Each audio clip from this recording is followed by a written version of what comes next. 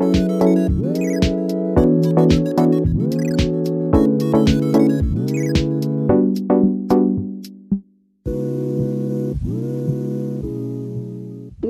ladies and gentlemen, to the Super Game Brothers podcast. This is episode 31 of our weekly podcast where we talk about board games and video games as two brothers who have played both of those for basically our entire lives. My name is David, and I'm joined as always by my brother, Devin. Devin, how are you today? I'm doing well. Nice. Yeah, doing super good. Sweet. Well, this is our second attempt at an in-person episode, and last time I was sorely unprepared and our audio definitely bugged out. I inadvertently didn't have the mic set up on a few of my OBS scenes, so when we switched scenes there was no audio or very little, which made it really bad. So I think we have everything set up a lot better today though, so I'm hoping that this will go without a hitch. We're going to show some stuff on the table, we're going to pull up some videos and stuff on the screen, and hopefully all of those transitions will go pretty well. Devin, it's been a week, though, since we've recorded. What else is new for you? Anything fun or exciting? It's Halloween tomorrow. And I saw in your stream room, actually, you built a little Halloween ghost buddy to join you in your streams. I did. We built a ghost out of, like, some material, like, you use, like, Mod Podge or paper, something to, like, stiffen the fabric. Oh. So you just like mold the ghost and then you let it dry. Mm-hmm. But we didn't want to do just a normal ghost, so we built a wig for it out of yarn. It's a funny wig. It's blonde. And what kind of hairstyle would you say it is? I thought it was close to a mullet. Kind of looks like a Joe Dirt ghost. It's like a perfect, like, flat bang line. Yeah. Mm-hmm. I wish we had it here. I could show you, but well, check out Devin on Twitch at Player4 or on TikTok or on our Super Game Brothers YouTube channel. Monday through Friday, he streams games there, and he's got the Ghost Buddy. I think he's going to keep him kind of as a seasonal friend. Yeah, yep. Christmas Ghost, Valentine's Day Ghost. Mm-hmm. The Love Ghost, the Santa Ghost. So does he have a ball, like, under the sheet? There was a balloon. Ah. And then you put the paper mache around it? Well, it was actually just like a fabric. Oh. And it's just soaked in some liquid. Is there still a balloon in there? Did you pop it? Well, I tried pulling it out and it popped and scared me. So I feel like it might lose its shape a little bit over time, but that's kind of a fun, weird task. Yeah, well, that's kind of cool. I haven't done anything that crafty in a long time. Ooh, I did carve a pumpkin for Halloween. Oh, shoot. It's Frankenstein, and it turned out pretty good, actually. But was it on the porch? It was yesterday, but they got moldy because we did them a little early. Oh. And so we threw them away today because the garbage man's coming in the morning. So sorry you didn't see it, but it was just one of those, like, stencil ones you buy at the store for $5. So you buy, like, the little saw kit. Yeah. So I put the paper over it and punched holes or whatever and then stenciled it. So I didn't, like, do it myself, really. But I did carve it. There you go. That's the only craft I've done lately that I can think of, at least. I don't do much crafts. No. Nope. I leave that for more creative people. I'm not very creative. As anyone that has watched, like, our YouTube channels will probably know, because my, like, transitions and overlays are, like, very basic. I just like filming stuff. I'm not gonna, like, go into graphic design, you know. Cool, Devin. Well, that's fun. I'm glad you got a ghost buddy in your stream. I know you've been playing some more horror games, I think, and some other stuff, so we'll talk about those later in the show. The only other thing that I've been thinking about, the NBA season started in the last couple of weeks. We're in Utah, so we're usually Jazz fans around here, which is never, like, a very fun topic to talk about, unless you're like 1996 and 7 and 8 with John Stockton and Karl Malone. But even then, we went to the finals 2 years in a row and lost to Michael Jordan 2 years in a row. So never won a title, and I don't think we've been past the second round in the playoffs for 20 years. And right now we are really bad. We have Lauri Markkanen, who's, like, an excellent player, and then a bunch of rookies and second-year dudes. And I was watching the first game I watched this season. I was like, you know what? we're 0-2. I'm going to turn this game on. And it's Monday night. We're playing the Mavericks. My friend across the street, his favorite team is the Mavericks. So I was like, well, I better watch this one. Hopefully, by some miracle, we can beat Luka and Kyrie, which definitely didn't happen. And one of our brightest second-year players, he's on all of our local commercials for Vivint and stuff. Mm-hmm. His name's Taylor Hendricks. He's running down the court. And I don't know if he slipped on some sweat or what, but tripped over himself. There was nobody around. Yeah, it was sweet. I think it was your ghost in your closet tripped him. Yeah, it might have been, honestly. He fell on his leg weird and busted his fibula and dislocated his ankle. It was pretty horrific. I think both of us saw it in real time. Mm-hmm. And that leg was definitely not straight after he fell on it. And I feel like legs typically turn in. Yeah, his went feet. Down. Yeah, his right foot went more right. Yeah. Which is perfect if you want to be a Penguin. Yeah, not so good if you want to play basketball.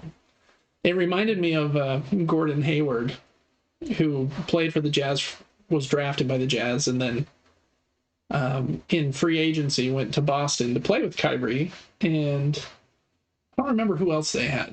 I think they had Jason Tatum that year. And they were going to be really good, probably. First game, 2 minutes into his first game with the Celtics ever, jumps up, and he's playing against LeBron, and they're kind of pushing, goes up for an alley-oop, and comes down weird and totally busts his leg in half. Very similar, Yeah. Gordon's was a little worse, as far as everyone freaking out, and the bench is ooh, and running off because it looks so bad. So that was yeah, just one of our brightest stars. Just let's knock the Jazz down while they're already down, is what it felt like to me. So, am I going to watch the rest of the games this year? Probably, but I'll definitely be playing Balatro or something now instead of paying attention. I think life has told me to care less and less about sports as I've gotten older. Yeah, I agree. Unless if for some reason, and maybe you're born in the area or something, but if you're a Lakers fan or a Yankees fan, or I don't know, then maybe you could be a fan of that team your whole life and just love it because you win every few years. Mm-hmm. But if you're in a small market, yeah, best of luck, especially in baseball, because they don't have salary caps, to my understanding. I don't know a ton about baseball, but I think the Yankees can just spend more money than other teams, which in the NBA they don't allow that in the same way, which seems very unfair. We're the richest team, no, we'll just buy all the good players, which doesn't seem fair. But anyway, sports are crazy, and we're old now. And I mean, if you look at it in a different lens, we're 33, 34, watching 20-year-olds. Play sports we never got over high school. Right. Good team. Yeah. I'm not bagging on sports. Yeah. But it is, I think there's bigger things to care about. Yeah, it starts to get a little defeating too. You're yeah, I've worked my butt off, went to school and got a degree and got a pretty good job, and then this 18-year-old just signed his rookie contract with an NBA team, and he's gonna make $6 million his first year or something. I don't know how much rookies generally make, but more than me. We're pretty sure about that. So, so yeah, got the basketball bug a little bit, along with the golf bug. We talked about Top Golf a little bit last week. Didn't go this week. My friend with the pass was out of town. He was going to a football game back east, I think. But, yeah, that's probably all the news for me. Tomorrow's Halloween. My kids are dressing up as, youngest is 2. He's a fire truck. Heck yeah. Yep, just a fire truck. 5-year-old is a fox. It's his favorite animal right now, so he's a fox. Mm-hmm. And our 7-year-old is Ash Ketchum. Oh, let's go. Pokemon. He's got the hat. He's got the gloves and the vest and this little belt that goes around the vest. And he has 2 Pokeballs. Ching ching. Clip in that vest. Oh, shoot. And I'm trying to teach him to do the hat spin. When things get intense. But See, you even need some practice. Yeah, next week I'll have that nailed down next week. Yeah. So that'll be tomorrow's plan. I'm not dressing up though. But either Devin or the ghost in his closet will be dressed up tomorrow, probably. Probably the ghost. Probably the ghost, yeah. Cool. All right, Devin. Well, there's not a lot of news this week, so we're just going to hop right in. Reminder here, really quick, we do a monthly giveaway every month. The October one is probably going to be over by the time you hear this, but we will have another one in November, and we'll probably be giving away another copy of Lorcana Gateway here if you want to get into Disney Lorcana, or a gift card if you'd rather have that. So make sure to join that. The only requirement is that you join our email list, and we're not like annoying with it. We send you one email a week just as like a reminder of like, hey, these are the things we talked about on the show and stuff. So anyways, make sure to join that. You can also check us out on Patreon. That's patreon.com/SuperGameBrothers. See if I can send this over to the screen. We're again experimenting with some new stuff, so I don't know if this is going to like me or not. But on our Patreon, you can get access to these episodes like 3 days early.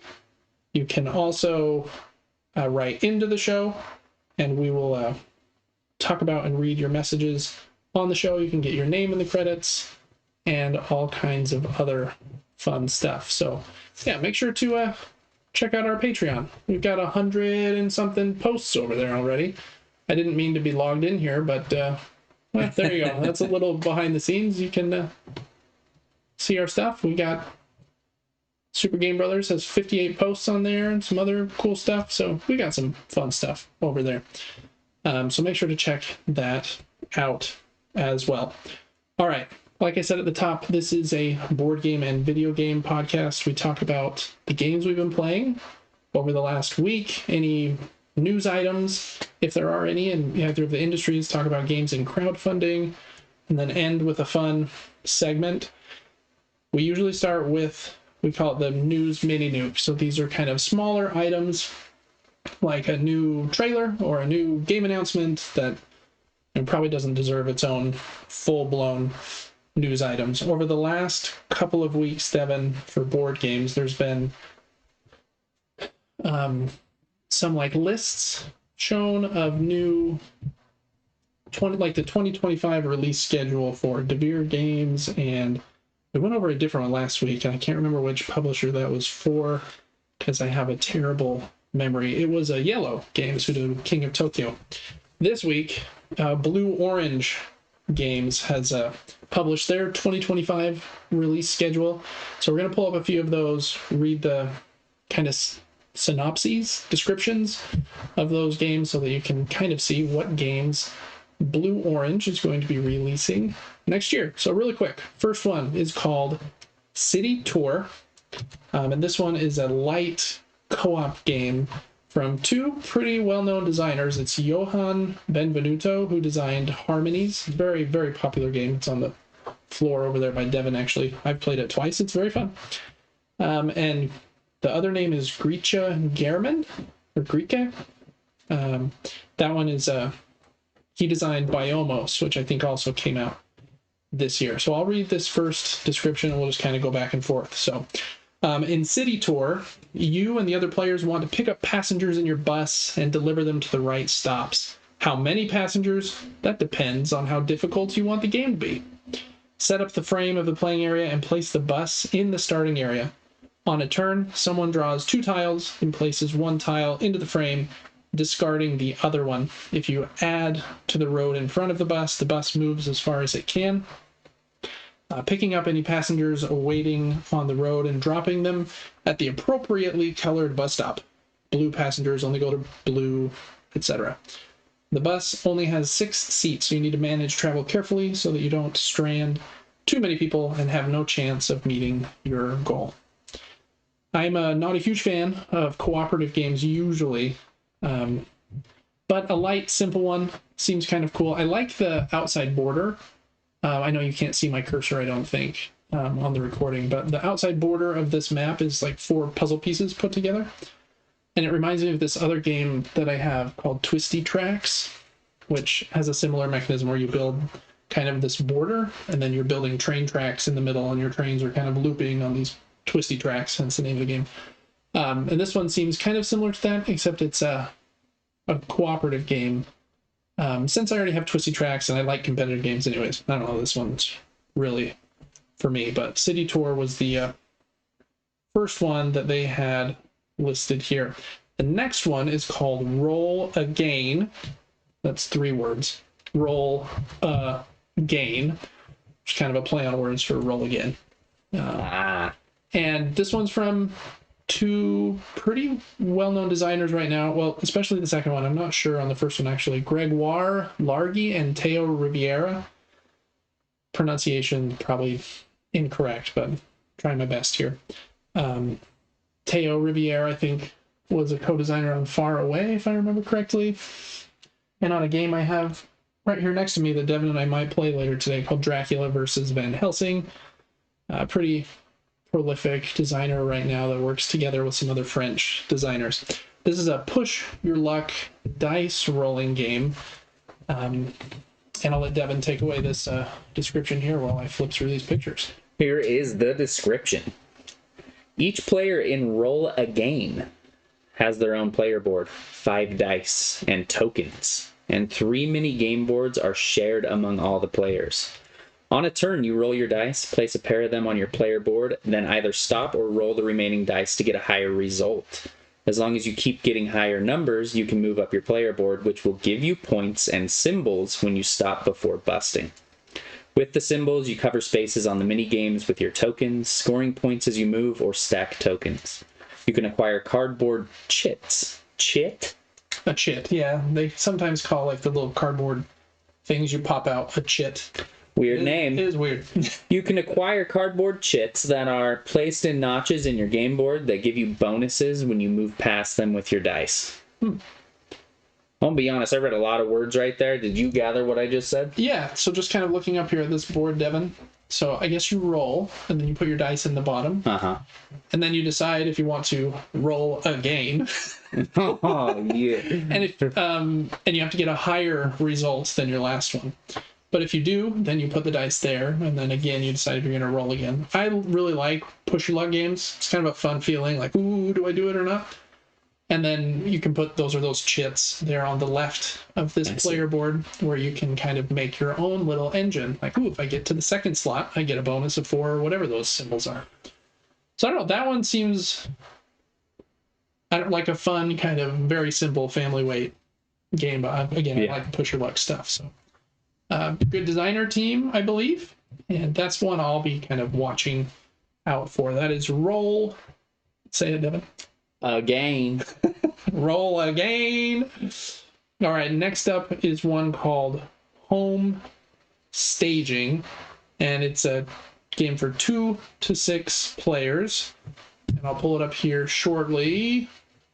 Let me close a couple of these tabs so that my computer doesn't explode. I'll read this one here. It's in Home Staging. Players represent interior design companies that have been asked to fill rooms with furniture. Each player has a floor plan of the rooms. Trying to find a good picture here. I think this is kind of a flip and write. You flip over cards, and then you're kind of drawing the floor plan. That's a better picture right there. Inside of that. So on the table are sets of cards for each room, with each card showing one piece of furniture. Players take turns flipping over one of the cards and choosing one of the shapes shown on the backside of the card. Then all players have to draw that piece of furniture into their plan, making sure enough space remains for walls, doors, and a corridor that connects the rooms. Also, each piece of furniture must be reachable from the door. To ensure this, the furniture shapes also show empty fields that must be adjacent to the furniture. To be able to fit all the furniture into the rooms, players must overlap the empty fields efficiently. When all cards have been flipped, players score depending on how much of the furniture they were able to place. The scenario booklet contains several small campaigns with 25 scenarios in all, with varying levels of difficulty. So kind of cool that they have some different scenarios for it too. I'm a little bit picky with flip and right, roll and right games, but some of them I really love. I mean, Welcome to the Moon is one of my very favorite games of all time. So occasionally I really love them. But anyways, that one is Home Staging. Next up is, I think, a kind of small card game. It's called To Win. And it was designed by Florian Ricky. And I'll let Devin take To Win away. Another play on words. Yep. In order to win, you need to outlast everyone else at the table. Each player starts with 8 cards in hand, with cards coming in 3 colors and ranging in value from 1 to 9. On a turn, each player simultaneously reveals 2 cards that create a double-digit number, placing them on top of cards previously played to create 2 card columns. If you play the highest number on a turn, you draw a card. If you played the most stars on your new cards, you draw a card. If you played the 3rd card of the same color into a column, you ascend to the clouds as a newborn angel. Is that what it says? Just kidding. You draw a card. Whoever is last to play a card wins. Okay. That's legitimately what the synopsis said. I thought you maybe made that up, because I was like, there's no way that's what this game says. I wish I made it up. It's cool. It seems like, excuse me, I laughed too hard there. Seems like a pretty simple card game.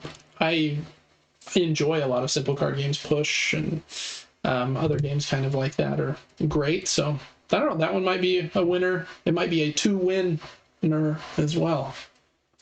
We'll see. We'll have to look again at this later. Yeah, we will. All right. Next up is one called $20 for that. If you can't tell, BlueOrange makes kind of lighter board games, more family weight stuff. I'm down. Yeah, I am often as well.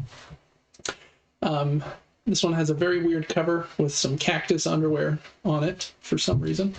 But I think it actually sounds fun. I'm going to explain it here. It was designed by Mass Emil Christensen, and each round in $20 for that, players are presented with a combination of 2 adjectives and a noun. Say broken, spongy, and bike. Each player secretly estimates the value of said broken, spongy bike, or whatever the object is that round. Then they reveal the value written on their player board and place them in order from low to high. Your goal is to be as near the middle of the row as possible, because you gain points equal to the lower of the number of people above you or below you. So if you are centered, then the lowest would be the same. As soon as a player has as many points as the number of players in the game, they win. So that is $20 for that. I think that one sounds pretty fun, actually. I agree. You're like going for the average or median. Yeah. And you probably get some really funky items in there. Yeah, I imagine. So it reminds me of this other game that I actually haven't played, but I've been very close to buying a few times, called QE. And in QE, you like represent a government and you have unlimited money. And so you're auctioning for stuff during the game, but you can auction as much as you want. Like I could write down $5 trillion as my auction, and that's totally fine. But you want to get stuff for as little as possible. So it's kind of like reading the other people. Like, how much do I think they're going to bid for that? Because whoever at the end of that game, QE, bid the most cumulative dollars automatically loses. They're ineligible to win. So this is a kind of a different play on a similar idea. But $20 for that, I think that one seems pretty fun. I'm excited to at least look into that one a little bit more as it gets closer to release. Okay, next up is an abstract game that I think looks kind of unique. It reminds me of a game I have right behind Devin called Drop It. And this one is called Links. I guess Links. How would you say that? Linkus? Linkx. All capitals. Link 10. Link 10. Oh, maybe that's it. LinkedIn. LinkedIn, the board game. Heck yeah. Anyways, it has this cool device that you're dropping stuff in. Kind of reminds me of Plinko from Price is Right. But this one, instead of like keeping track of points during the game, I like it in abstract games where you don't have to keep track of points. Like, that's my one beef with Scrabble, is it's kind of fun to make words, but then I have to like keep, okay, I got 30 points from that word. Now my next turn, I need to write down that I got 20 points, and we do a cumulative total. It just makes it, in my opinion, a little more frustrating to play because I have to stop to write everything down. This one has a much simpler winning condition. So I'll let Devin read it, but here is the image of LinkedIn, the board game. Here is a short and quick description. Each player has their own set of polyominoes in LinkedIn, and they take turns dropping one piece at a time into the vertical playing area. If a player ever connects the left and right sides of the area, or the top and bottom with a continuous line of color, they win. So it's like Tetris with the vertical as well. Yeah, you're just trying to make an unbroken path from either the left to right side or the top to bottom. So in this image, the white player is one square from winning, right? Because they've almost connected the right side to the left side. So the blue player is obviously going to drop something there, but it doesn't have to be a straight line. Doesn't have to be a straight line, I don't think. And I assume diagonals do not count. I would imagine not. Yeah, didn't say in that very short description, but these are much simpler games than we typically talk about. Yeah, I generally prefer heavier ones, but BlueOrange is a very well-known publisher. King Domino and some other games are from them. So I thought they were worth. That's kind of cool. Yeah, I think that one is probably my favorite of sounding of the ones we've covered so far. So that's Link X or Linkix, or if you want to call it LinkedIn, the board game. That's a patent pending, and it's $5 every time you say it. So just heads up there. Okay, next up are two children's games that we'll go through really quickly. I just thought they sounded kind of funny, and also had some. Also has Theo Riviere as a designer on this one. So well-known designer, and I think Maxime Rambourg, again pronunciation is probably wrong. I think he's a collaborator with Theo and Bruno Cathala and some of those other French designers pretty often. So this one's called Cakezilla. I like the funky Godzilla eating cake artwork, and we'll leave it on that image. I think that's a pretty good one. Cakezilla. You want to complete customer orders despite that presence of a monster in the kitchen that will eat your supplies if you're not careful. On a turn, you draw ingredients cubes from a bag, then drop them into a funnel. Cool looking funnel up there. You then fulfill an outstanding order in part of the kitchen that has the right cubes in it, or move a cube to a different region, or pick up from one region and drop them again. The monster will move from region to region, scooping up ingredients in its mouth. Although if you can get it to eat the pepper cubes, the spice will cause the monster to eject everything into the funnel, putting cubes back into play in the most appetizing way possible. Coolest part of this is that cool dice tower thing in the middle, the funnel. Reminds me of another game I have, again behind Devin, since most of my games are behind Devin, called The Loop. And in The Loop, you're trying to stop Dr. Foe from taking over time and history, and it has a similar cube dropper where you drop down cubes and there's 3 lanes that could come out, and so you ever know where it's going to come out, and that randomness is fun to drop those things in. So this is a much simpler kids game than that, about fulfilling these orders of cakes, but I don't know, seems kind of fun. So that is Cakezilla. The next one is called, how would you pronounce that, Devin? Magicaboo. Magicaboo, I guess. And it was designed by Luca Bellini, Luca Borsa, Carlo Emanuele Lanzavecchia, and Walter Obert, probably Obert or something. Yeah, so I'll pull up a fun picture here. All right, here's your description of Magicaboo. Can you tell what's disappeared in Magicaboo? Each turn, one player takes the role of magician, spreading a large cloth over all the wooden pieces in the center of the play area, then picking up one item under the cloth and carting it away. Magicaboo! The other players try to be the first to identify which item is missing, winning a star if they do. Interesting. That actually might be slightly difficult. Yeah, and I like how big and chunky those pieces are, like that funny T-Rex looking dude. It reminds me of Spot It. Have you ever played Spot It? Yeah. With the little circle cards, where you're just trying to find the matching item as fast as you can. Because there's always a match. Yeah, so this one would be different, where you're trying to remember what was there and now isn't after they take it away underneath this like tarp. Tarp isn't the right word. This magic Abu cloth. Heck yeah. Anyways, I thought those for kids games, they sounded like kind of fun enough, where most kids games are kind of, well, I won't say most. Some kids games are garbage. So I thought that both of those looked pretty fun. So that's it. There were a couple other little things they mentioned, like another version of King Domino, but I think it's just a like a reskin with new art of the exact same game. So okay, Devin. For video games this week, there were 3 kind of small things that I thought were worth calling out. This first one just kind of hit me right in the nostalgia. Oh yeah, I love this. Yeah.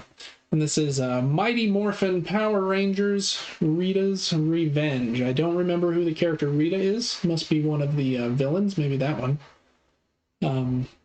Can't remember their names, but man, Power Rangers were so big growing up. And I remember playing a couple Power Rangers brawler games that I thought were really fun. This is a brand new one. Comes out on December 10th.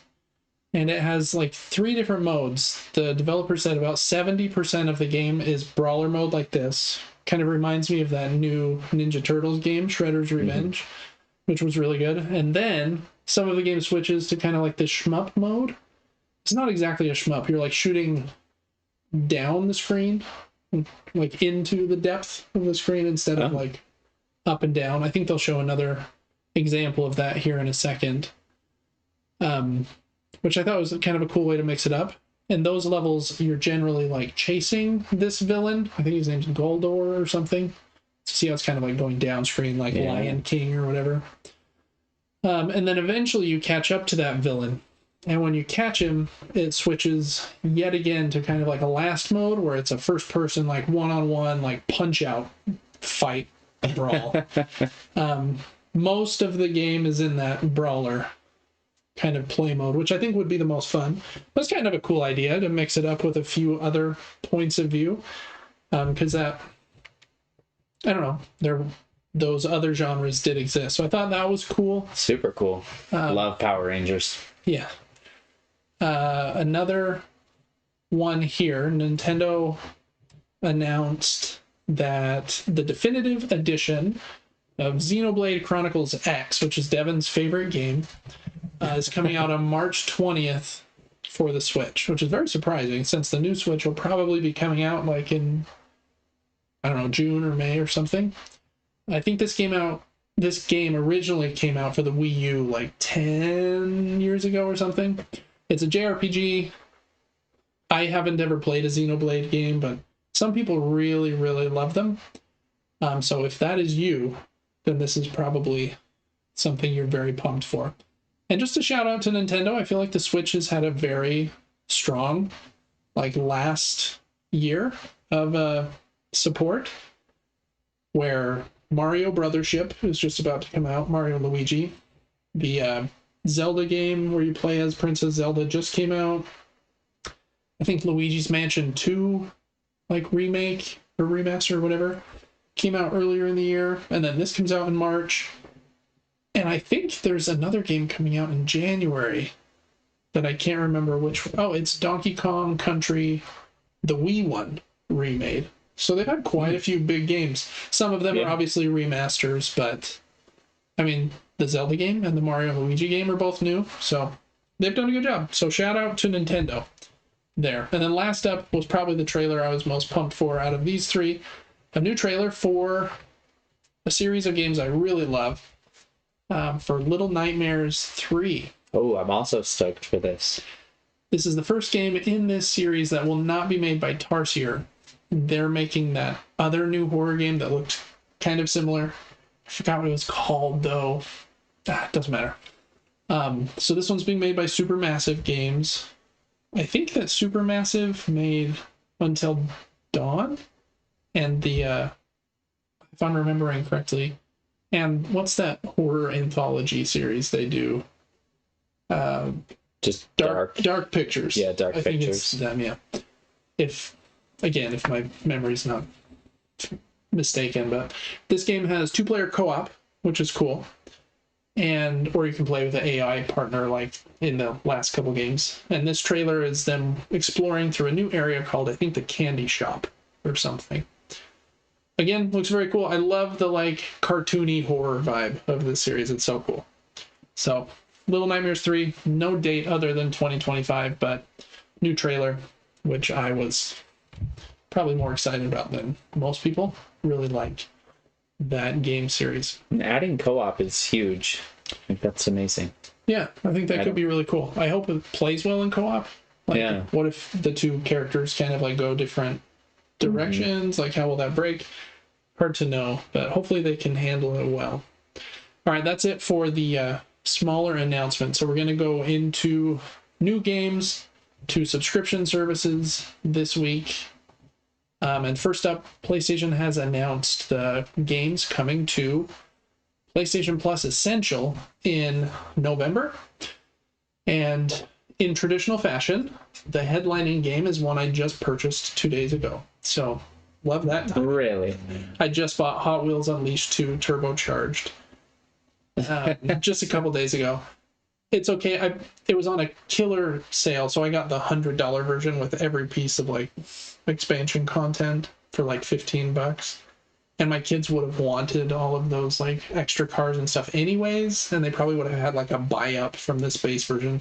So I probably ended up, it's not a big deal, is what I'm saying. Those games are actually very fun, the Hot Wheel racing games. It's cool to just race on the orange Hot Wheel tracks, and they have like the weird, like the shark and like other spider and other like Hot Wheels sets, and you can build your own tracks, race in split screen and online and stuff. Those are a pretty good time. Next up is Ghostwire Tokyo, which we'll talk about again in a few minutes. This game, I think it's from Bethesda. I can't remember which of their teams made it. I think it actually might have been Tango Gameworks who did The Evil Within. This one's a bit less scary than The Evil Within, but kind of has that kind of light horror vibe still. It's actually like a first-person shooter where the character uses magic from like his hands. So it's kind of funky, but it's fun. It's an open world game. You explore the city. I think you're looking for like your sister. I bet I played 15 hours of it, and I would totally go back and finish it. It's pretty fun. I think you would like it. It's a Bethesda game. It's pretty fun. So Ghostwire Tokyo, it's a good one. Play it on PlayStation 5 or on the Epic Game Store. Spoiler in a minute. And then the last one is actually a day one release. It's a Death Note Killer Within. And I'm going to scroll down just a little bit so we can see the synopsis. It's a kind of unique game. So it says it's a online social deduction game for up to 10 players set in the Death Note kind of world. Players will be split into two teams with different objectives to win the game. Players will need to figure out each other's identities and either eliminate L, who threatens Kira's power, or seize the Death Note. Looks kind of weird because like you play as like these little like chess looking pieces of the characters.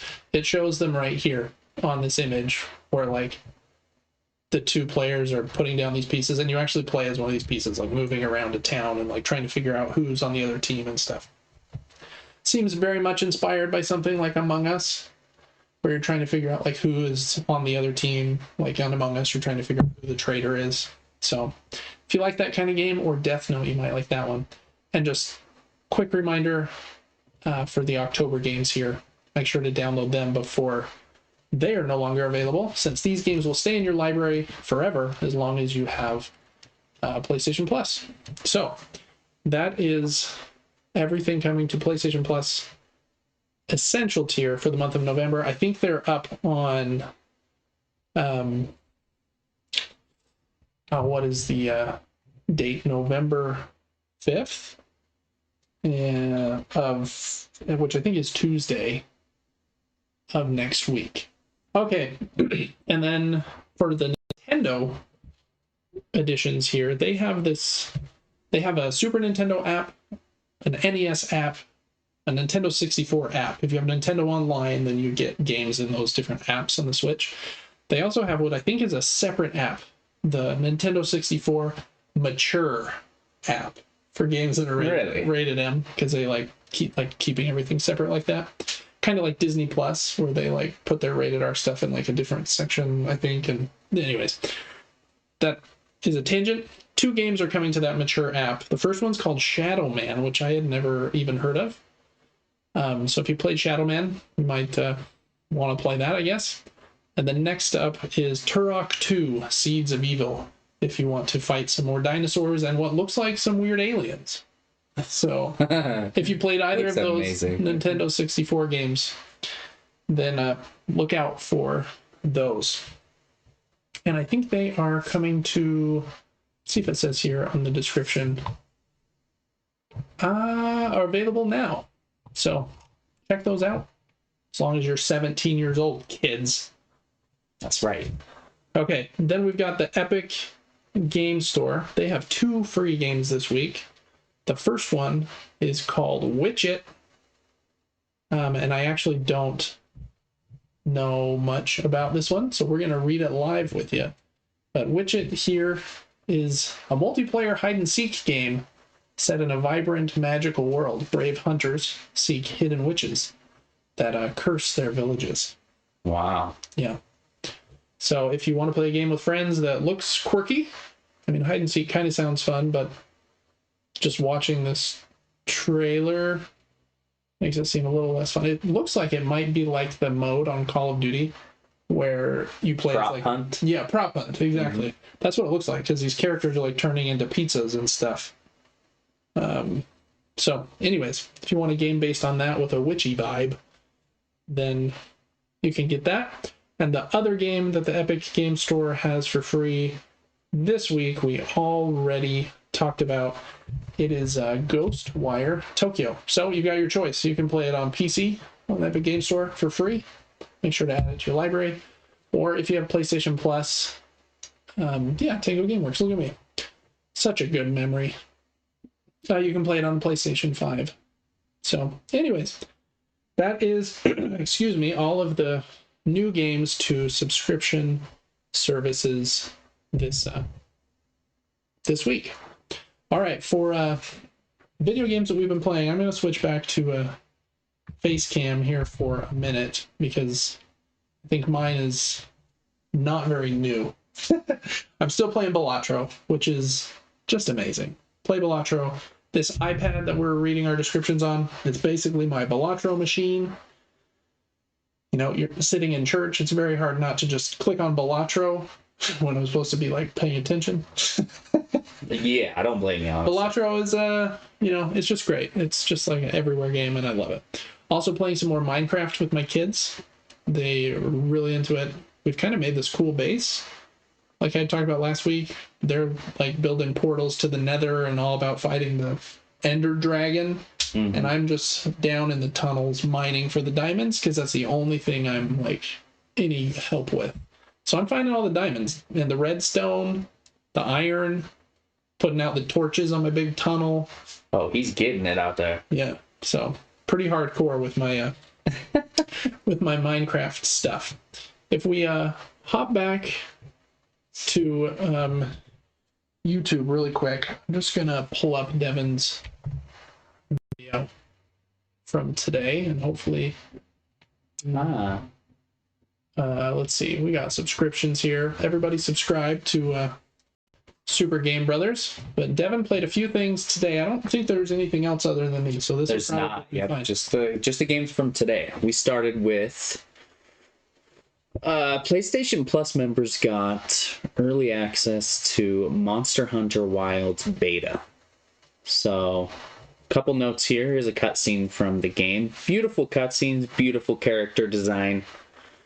It was my first Monster Hunter game, so I honestly don't know too much about that. I was surprised at how short the beta was too, at least for the story content. Yes. It was like 40 minutes. Yep. They were like, we gave you a little bit, now you can go just like explore if you want. Yeah. But I was a bit confused. The game played pretty well. Pretty high frame rates, pretty enough. Cutscenes were super pretty. Character design is amazing. I don't have the nostalgia from the other games to go, oh, I'm so excited for this. I know Capcom has killed it with Monster Hunter. We've talked about this. Mm-hmm. But it could be fun. I think what you've got going with this game is the joining lobbies, joining teams, playing co-op with your friends. Variety of weapons you can use. It sounds like they've added a primary and a secondary weapon instead of only picking one, which is cool. Only got about an hour and a half maybe of time in this game, but seems fun enough. What do you think? Yeah, I thought it looked kind of cool. Like you said, the character designs are like very interesting in Japanese, and you have that weird little cat thing following you around called your Palico or something. Yeah, I think you're right. Yeah. And so it's very quirky. You kind of just got to go with it a little bit. Yeah, the weapons seem cool. I think the lady in the tutorial said that there are 14 different weapons, maybe, if I remember correctly. I think you experimented with maybe 2 or 3 of them. Right, yep. Like the dual swords, and then this big kind of fast sword that would transform into a slower hammer axe thing.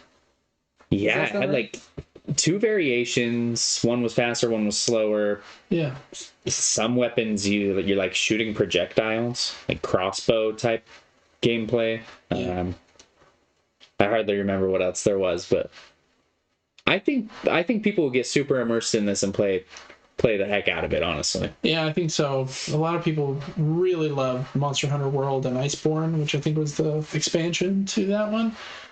And I'm not exactly sure what like the long-term pull is. Do you like play it again with a different weapon, or is there some kind of like character building where you're wanting certain, if I remember correctly, some of the games have a system where you're hoping you fight the same monsters often, hoping that you'll get a good drop from the monster, and then with those better drops I think you can craft better stuff.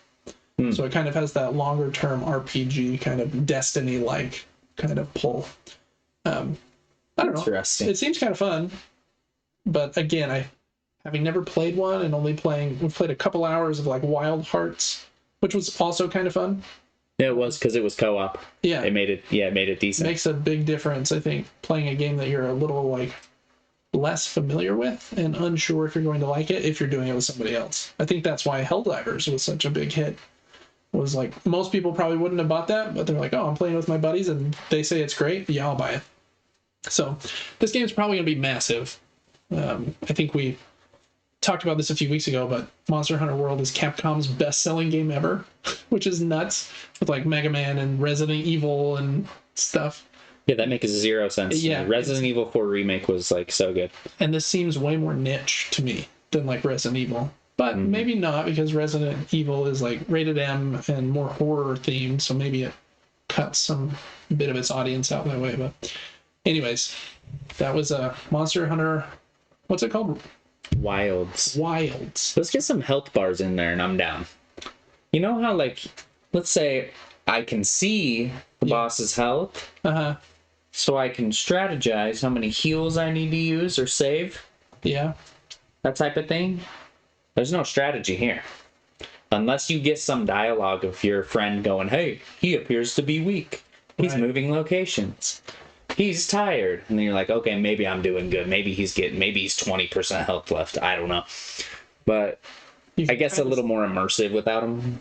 Yeah, I'm torn on that too. It seems like it might be cool to like not have a health bar and you're like chipping away at them and you know you're making some difference, but you don't know exactly when it's going to end. You do kind of have this button you can hold that like highlights wounds, I think, that you've inflicted on them. Yeah, you have a focus mode. And right there. Yeah. Mm-hmm. And then I think you can do extra damage to them if you hit the wounds or something, or burst them or something. So I don't know. I'm torn on the health bar thing, because sometimes like when I'm seeing the health bar on like a Bloodborne fight, when I get to the last 10% of that health bar, I start to fall apart. Real stressed. Oh yeah. And so this might help with the stress a little bit, but yeah, I don't know. Verdict's still out on this game for me. Obviously, I'm not going to play the beta. Hopping into the middle-ish of a game like this, I don't think would be good for me. I need to go from the very beginning and hit every tutorial so that I kind of know what's going on. Next game I played today is called Crow Country. Yeah. Is that right? Yep. We only played maybe 30 minutes of it. So good luck finding the gameplay. I'll find it. But oh, here it is. So PS1 graphics, I like pretty how it much. looks. I think it looks cool too, to be honest. I think people are actually kind of vibing with the look of this game. But man, they don't hold your hand. They're like, good luck. You're going to be able to access these 7 different areas. And if you don't look in the backpack or look in that garbage can or check that piece of paper, which is hard to even tell it's a piece of paper because we purposely did terrible graphics. Yeah. Then you're not getting the password. Yeah. So And you got a little progressing. stuck, maybe? Yeah, sometimes I felt a little stuck, but we were progressing at a pretty steady rate. I thought the game was fun. I think I would actually play this on my own to try to get through it, just to see all that it offers. Yeah. But it's weird. They added a handgun in this game, as you can see the character's holding. But you cannot change the angle of the camera. And that bothers me a little bit because it's already difficult to aim. You've got weapon sway in this, and Interesting. I want to lower it slightly. So you can see a little farther down, is what? Yeah, it's like I'm playing Diablo, but now I need my Diablo character to look at the exact angle upwards to hit a headshot. And I was like, I cannot get this down. And every time you aim your gun, you stop in place, Right. which was very Resident Evil-like as well. Yeah, totally. But some games are just made to be difficult, and I think that's the fun of them. Yeah. So I don't want to complain too much about the game. Having only 20-30 minutes in it, I don't have a set opinion on it. I didn't even know I got that. Laser sight, baby. You got a laser sight today, I guess. I don't know. Yeah. But maybe it gets super good. Honestly, I enjoyed my time with it. I don't really have anything else to say about it. What do you think? I'm very excited to play this one. This is, like Devin said, kind of just gives me old-fashioned Resident Evil vibes. I like it when the game doesn't hold my hand on puzzles, because I feel like I can usually brute force my way around that. Like, okay, I'm a little stuck, I'll just backtrack a little bit, search every corner. And I love puzzle games, so I don't want them to tell me, like, oh, the passcode's in John's locker, you know. Yeah. Sometimes that's a hard balance, though. It is. You don't want them to be too hard, because you got to be able to organically find the solutions. So I'm very pumped about this one. It's probably a trickier stream game because you need to be like a little focused on like, okay, what does this puzzle mean and where do I need to go and what have I seen? have I searched when you're also trying to talk to people, and so that probably makes sense that it was a little trickier. I think what makes this game pretty difficult is the fact that there's loading screens between the doors. Yeah, it's like, how did I get here? What was before this? Yeah. I can't map this out in my head because every time I go through a door, I get a black screen. Yeah. I do wish they didn't have the doors. Yeah. Yep. Did it give you a map? I didn't get to see you watch this. That's a great question. I don't know. Yeah. Hopefully, because that would help a little bit. Yeah, it would. Yeah. Okay. But it seems promising, honestly. Super strange. They just like created this random looking character and like, yeah, we're good. I like the vibe. You're in an old amusement park too. So there's like, I don't know, amusement rides and popcorn and like a weird crow like mascot like all around and stuff. So I like the vibe a lot. I'm excited to play this one. It was on sale on PlayStation Network and I've been thinking about it for a while. So this is one I'm definitely going to play. This one and Fear the Spotlight that you played last week are kind of the two. Fear the Spotlight was cool. The two horror games I've been most pumped to try lately. I think I'm more excited about this one though. It just seems a little more traditional. Fear the Spotlight was more about the story of those two different girls, but I don't know. Yeah. It seemed cool too, to be honest. So cool. I don't know that I go ahead. One more thing about it? Or? No, I was just gonna say one more game. Yeah. That we played Ghost Song? Yep, that's right. Is that what this is? Is this a new Metroidvania? I think it came out this year. I don't think it was like this month or anything. Well, we got hours of this in today. And I thought I was going to dislike it a little bit because of the movement, but goodness, you start getting a few upgrades and a little customization, and it gets like pretty dang fun. All of a sudden, I could sprint, and I was like, okay, yeah, that was nice. It doesn't just when you first start the game, it feels very vertical. Your jump height is, you jump 4 times your height.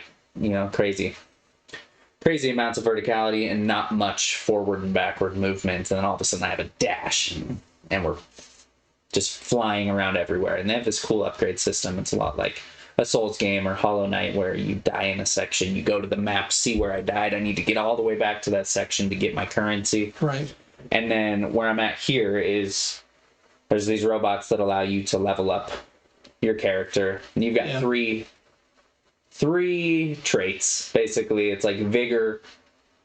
You got like max health and strength for melee. And then you've got gun power, which is self-explanatory. And then one that levels up a bunch of other random things that allow you to use more powers simultaneously, that type of thing. I don't want to spoil this game for anybody, but it's beautiful. Very, very pretty. Your character is this weird looking robot type thing.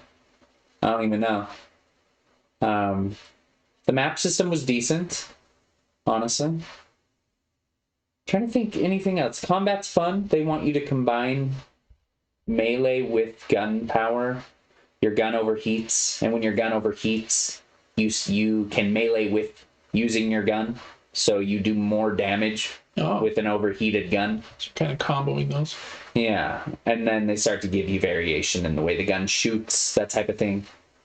I did get lost a couple times. You know, if you've ever played Hollow Knight, you know that it's that last door in the awkward spot of the map that you have no idea how to get back to, that is going to lead to this vast amount of new open area. And the new upgrade you need. Oh my goodness, yes. So a bit of backtracking in these types of games, but I had a lot of fun playing this.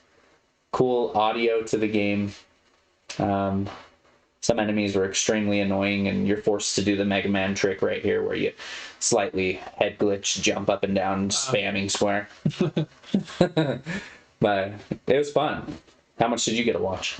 Not very much, but I'm very excited about this one too. I love Metroidvanias, and this one seems like it's going for kind of like the Hollow Knight art style, like kind of like mixed with Metroid. Like it's more sci-fi, and you've got a gun. I think you're a female character. I don't know if that's a spoiler, but it seems like it at least. So I don't know. It seems pretty cool. I'm very excited to try it. I didn't get to watch very much, but I think you'll like it. Yeah. Yeah, I think I probably will. I'm pretty forgiving with Metroidvania, so as long as it isn't terrible, I think I'll enjoy it. And does it bother you to backtrack? No. Not at all? Not really. It doesn't really bother me either. If I'm enjoying a game enough, I'll just do it. Especially if like the game is smart and gives you like fast travel points, or like gives you sprint or dash early so that you can backtrack faster. Yeah, it did. And also something that this game added, which I found very interesting, is I'd go through an area and then look back at that area on the map and say, oh, I need to go back through there. And the second time entering that area, there was some elite enemy there. Oh, cool. I was like, oh, they added something to an area that I thought was just going to be boring to go back through. Yeah, no, that's very cool. Did you fight a boss yet? I fought... Yes, there was one enemy I fought. His name popped up on the screen, and they didn't think the boss room through because I was able to stand at the door entrance and never actually enter the arena and full kill it. Oh, really? Yeah, I was like, no way. Wow, I wonder if that was a bug or if they just forgot something. Yeah, it was weird. It was like you enter the arena and the boss is 5 feet lower in the middle. I just stood on the ledge and just shot. Okay, funny. Kind of felt stupid doing that, but it worked. Right. Sometimes you gotta do what you gotta do. It's all about those platinum trophies, baby. But no, that's the only other game I've been playing. Haven't really been playing Clash Royale. It's almost a new season of that, and trying to decide if I want to continue Clash Royale without going pro or what I'm doing there. So Pro, that sounds hardcore. I'm at that point with a lot of games. It's like, oh, you got so good at Rocket League, but you couldn't reach pro. Oh, you got so good at Clash Royale, but you couldn't quite reach pro. I don't know. Yeah, that is hard. Well, you eventually feel like I've seen everything this game has to offer, unless I'm going to get paid to play it. Yeah. Like, get to the next level. I've never ever felt like I was good enough at any game to be paid to play them, but Devin with Clash and Rocket League is dangerously close. So, cool. Well, I think that's it for video games this week. For board games, I'm going to go down to the table and just show 2 games that I played this week, and Devin played one of them with me. So we'll be able to talk about that one. So we'll probably start here with that one. And that's going to be Lord of the Rings Duel for Middle-earth. This is one of the most hot games in the world right now, where you play as either Sauron and his agents or the Free Peoples of Middle-earth. And it's a reskin of Seven Wonders Duel, where on each turn you draft a card, and based on what card you take, it either gives you skills or support of different characters, or helps you put out troops on this board, or will move the ring track forward a little bit. I could probably zoom one more time here, take our faces out, so you can see a little bit better. Cool thing about this game is there's 3 different win conditions. If you ever get all 6 races of green cards, then you win because you have mustered the support of every race in the world. There's also the ring track, which is this cool double track. It might be kind of fun to pull it out, actually. Where Frodo and Sam are moving on the track, and we'll get back to this map momentarily. And then the Nazgul are racing behind them. And the track is a few different pieces. You've got the track here that goes from the Shire to Mount Doom. Very, very cool looking. Just nice art all around in the game. And then this goes right on top. And you can see Frodo and Sam here. And if you get them to Mount Doom, you win. But the Nazgul is chasing them as well. So it's a piece on top of the track. And he will move forward. And if he catches Frodo and Sam before they get to Mount Doom, then the Sauron character wins. So cool track in the game as well. And then the third win condition has to do with the game board. And sorry for the train noise. They are honking in our region recently because the booms on the intersections don't work, but almost fixed. This is the map of Middle-earth. There's 7 different regions, and you'll be placing your troops out on the board. If you're the Sauron character, there'll be these cool looking little orcs. And if you ever have a troop or a tower in all 7 regions of Middle-earth, then you win that way. And that way is also the tiebreaker if none of the other 3 are met. I've played the game 3 or 4 times now, I think. Devin, this was your first play of this game. What did you think of Lord of the Rings Duel for Middle-earth? It's a fairly light game. I kind of love that about it. Yeah. Solid 9 out of 10 right now for me, honestly. Cool. I kind of wish that, like I told you, maybe there was a little more content to it. It feels so perfectly balanced that I kind of want them to make it slightly longer. Yeah.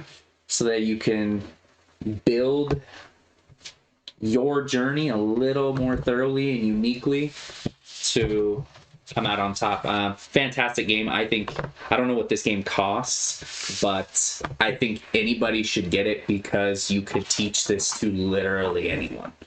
I was looking at this before we started. I was like, oh no, I'm in for a treat here with all this teaching. And it was super easy. Honestly, not bad at all. It's way easy. You can only do one of 2 things on your turn. You either take a card, which is very simple. And the card will have you do something usually, but you take a card, or you can build a tower at one of the landmarks. And those are the only 2 things you can do on your turn. So yeah, very easy to play. I think the game full price is $35.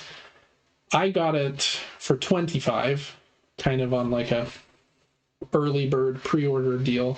And most shops don't sell games at full MSRP. They'll at least sell them for like 10 or 15% cheaper. So I think you could get this game for around $25 if you look hard. I see. I think it's definitely worth that. I've already played it one of my goals with my games is to get them to $10 per play. If I can do that, I think I'm doing very well. You've already done that. And I've already done that with this game, and I think at this point I'm definitely not like sick of it. Yeah. Which is a good sign. So I think it's excellent. Devin and I talked a little bit about the balance of the game, and I might think it's like too balanced. Like he said, it seems like it almost always comes down to the last couple cards of the third chapter. And that's exactly what happened in our game. It was the second to last card, I think. Mm-hmm. And so it makes me think, like, is what I'm doing even making a difference? Could I choose cards at random and we would still end up in the same situation? I don't think so. I think if like someone was choosing totally at random, I would beat them pretty handedly. But it does feel so balanced that it like almost always ends up at the same point. It does, yeah. It could be slightly different. Like the point was Devin was 2 steps away from Mount Doom, so he had almost won that. And then I won with my last green support card. But we were also like 1 or 2 pieces away from someone winning on the map. So I don't know. That's the only, I don't even know if it's a negative. The only concern I guess I have about this game at this point. But Lord of the Rings Duel for Middle-earth, just excellent. Really glad I got it because I almost didn't, because I had Seven Wonders for a while but got rid of it. I like other drafting games better, but this 2-player version is just super. So really love that. Lord of the Rings Duel for Middle-earth. The other game I got recently is another 2-player only game called Ironwood, and this game is very pretty. This one's a little more expensive. I think it's $50 retail. I think I got it for around 40-ish. And in this game, you either play as the Ironclad or the Wood Walkers, I think. So hence the name Ironwood. And you're fighting over this forest. And in the forest, there are, let me zoom in one more time so we can see this really well. Different mountains and then forests between the mountains. If you've played Root, the map is similar to that, where there are clearings, paths between the clearings, and then forests between them. In this game, if you play as the Ironclad, you have your own deck of 35 cards that's specific to them, and they have metal pieces because they're the Ironclad. And your goal is to move your drill around to these different mountains to drill for these crystals, but then you have to you have to take your drill back to a forge to deliver those crystals and actually be able to use them. And then you use those crystals to build more forges. If you build 3 forges, you win. 3 of these octagon-shaped pieces wins you the game. The Woodwalkers are also trying to get 3 octagon-shaped pieces, and they win. But they only move in the forest area, so they move between the forest areas kind of surrounding the mountains. And their goal is to find 3 of their totems, which will be a 10-card deck. And you use that deck to determine like where the totem is, and the totem will appear, and they have to get to it and then escort it off the map in order to claim that totem. And if they claim all 3, they have summoned the Guardian of the Forest, and he will wipe the Ironclad off of the map. So it's really, really fun. I love just little touches. Like all of the Woodwalkers pieces are wooden. Yeah. And all of the Ironclad pieces are metal. The cards are very, like the artwork's really cool. The unique decks are just excellent. I've only played it solo so far. And you can see the solo mode here. It has this pamphlet that's pretty in-depth about how the solo mode works. And you can play as either faction against the other one solo. I've played as the Ironclad against the Woodwalkers. The Woodwalkers also like attack the drill to steal the crystals from it before you deliver them. So there's a bit of fighting and conflict as well. I don't think this will be my favorite solo game, but I do think it'll be excellent at 2 players. I'm very pumped to play it 2 players. Solo, there's just a bit to administer. Like when, it's even a little bit hard to explain. This pamphlet here are the 2 different sides, are both to control the Woodwalkers. And based on the different scenarios, is there a totem on the board? If there is, then you're playing this side for them. If there isn't, you're playing this side for them. Or vice versa, actually. And then, based on which side of the pamphlet you have it flipped to, they'll draw a card and then activate one or two symbols on that card. And those symbols are on the pamphlet and you have to read them. And the trickiest part is just how they move, because they can move in one of three different ways. They can move to interfere, to secure, or to, there's a third movement type. It's like infiltrate or something. And based on which word it uses, they move in different ways. One of them is to secure and rush to a totem, which makes sense. The other one is to come and destroy one of your foundations so that you don't build a forge. And so there's a bit to learn with, like, there's three different movement types to control this solo bot. But playing with a second player, where they're making those decisions, it's not a very complicated game. It's just a little complicated to run the solo bot. So anyways, I played that solo this week. Should have the video edited and up on the channel in the coming few days. Very cool. I'm very excited to play it some more, 2 players. It's a very cool vibe. I like it a lot. I've only played one other game from Mind Clash. It was Septima. And I liked that one, but I did end up selling it. I thought it was too long for what it was, but it had a very cool, like, witchcraft vibe. So but yeah, I think for me, those are the 2 board games that I was able to play this week. And I think that we'll do it, unless you have a surprise board game, Devin. That would be pretty cool. I do not. That's all right. Okay, for what we're looking forward to, I think the same video games I mentioned last week. I've bought quite a few smaller ones on sale recently. So Vampire Survivors, Wizard with a Gun, Arranger, the role puzzling adventure, Fear the Spotlight, Crow Country, or not Country, County, and Ghost Song are kind of the indie games I'm pumped to play as soon as I am able to. I know the big video game releases this week were Black Ops 6, I think, which seems like reviewed really well. Most people are saying it seems cool. A ton of content in all 3 modes, which is cool. And Dragon Age the Veilguard. I haven't played a Dragon Age game, so hopping in here seems a little silly to me, but I don't know. It reviewed pretty well, too. So probably a couple games that I would check out once they're on sale. Call of Duty almost never goes on sale, so if I was going to play COD, I'd maybe just buy that. But if you have an Xbox, it's included with Game Pass Ultimate, I believe. So wow, check that out. And then other than that, I guess, Devin, any video games that you're excited about right now? I don't really know what's coming out in the next little bit, but I am curious what Dragon Age is. Would I enjoy that? Maybe. It's like a fantasy role-playing game with elves and dwarves and dragons and stuff. Maybe I would. I don't know. It's a BioWare game, Mass Effect, and what else did they do? I think they did the Star Wars one, Knights of the Old Republic. So okay, if you like their kind of RPGs, you probably like that one. As far as board games are concerned, I have 2, other than the infinite number of games in my backlog that I need to play. I have a couple other new games that I'm excited to play. This one is called Dracula versus Van Helsing. We talked about Theo Riviere quite a few times today. The game was designed or co-designed by him. And yeah, Maxime Rambourg, the other name I said. In this game, one person plays as Dracula and one person plays as Van Helsing. And if Dracula can turn 4 people into vampires in one of the districts of the city, he wins. And if Van Helsing can hit Dracula for 12 bits of damage, then Van Helsing wins.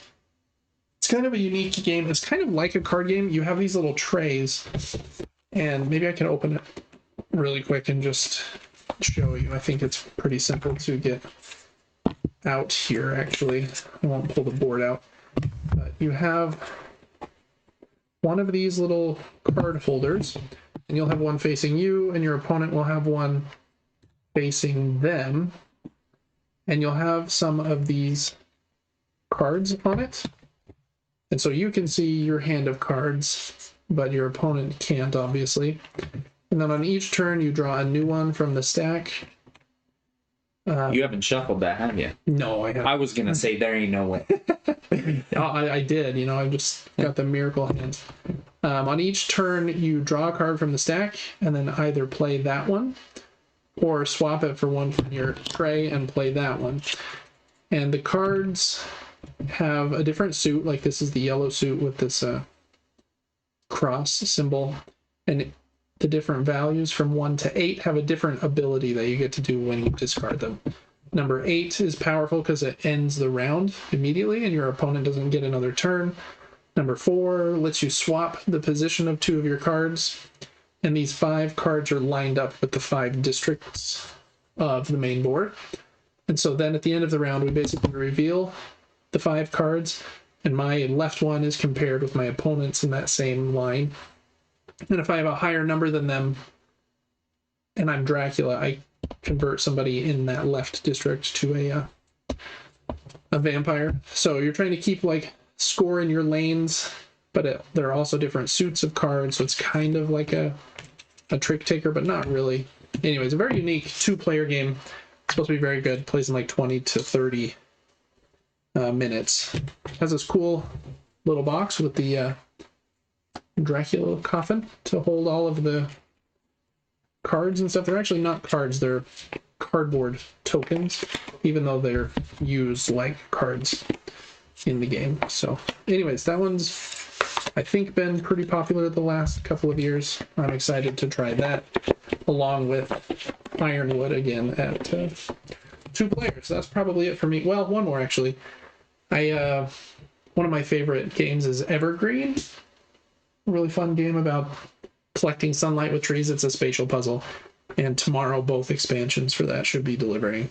And they have a bunch of different modules that you can like rotate in with like bigger trees and cacti.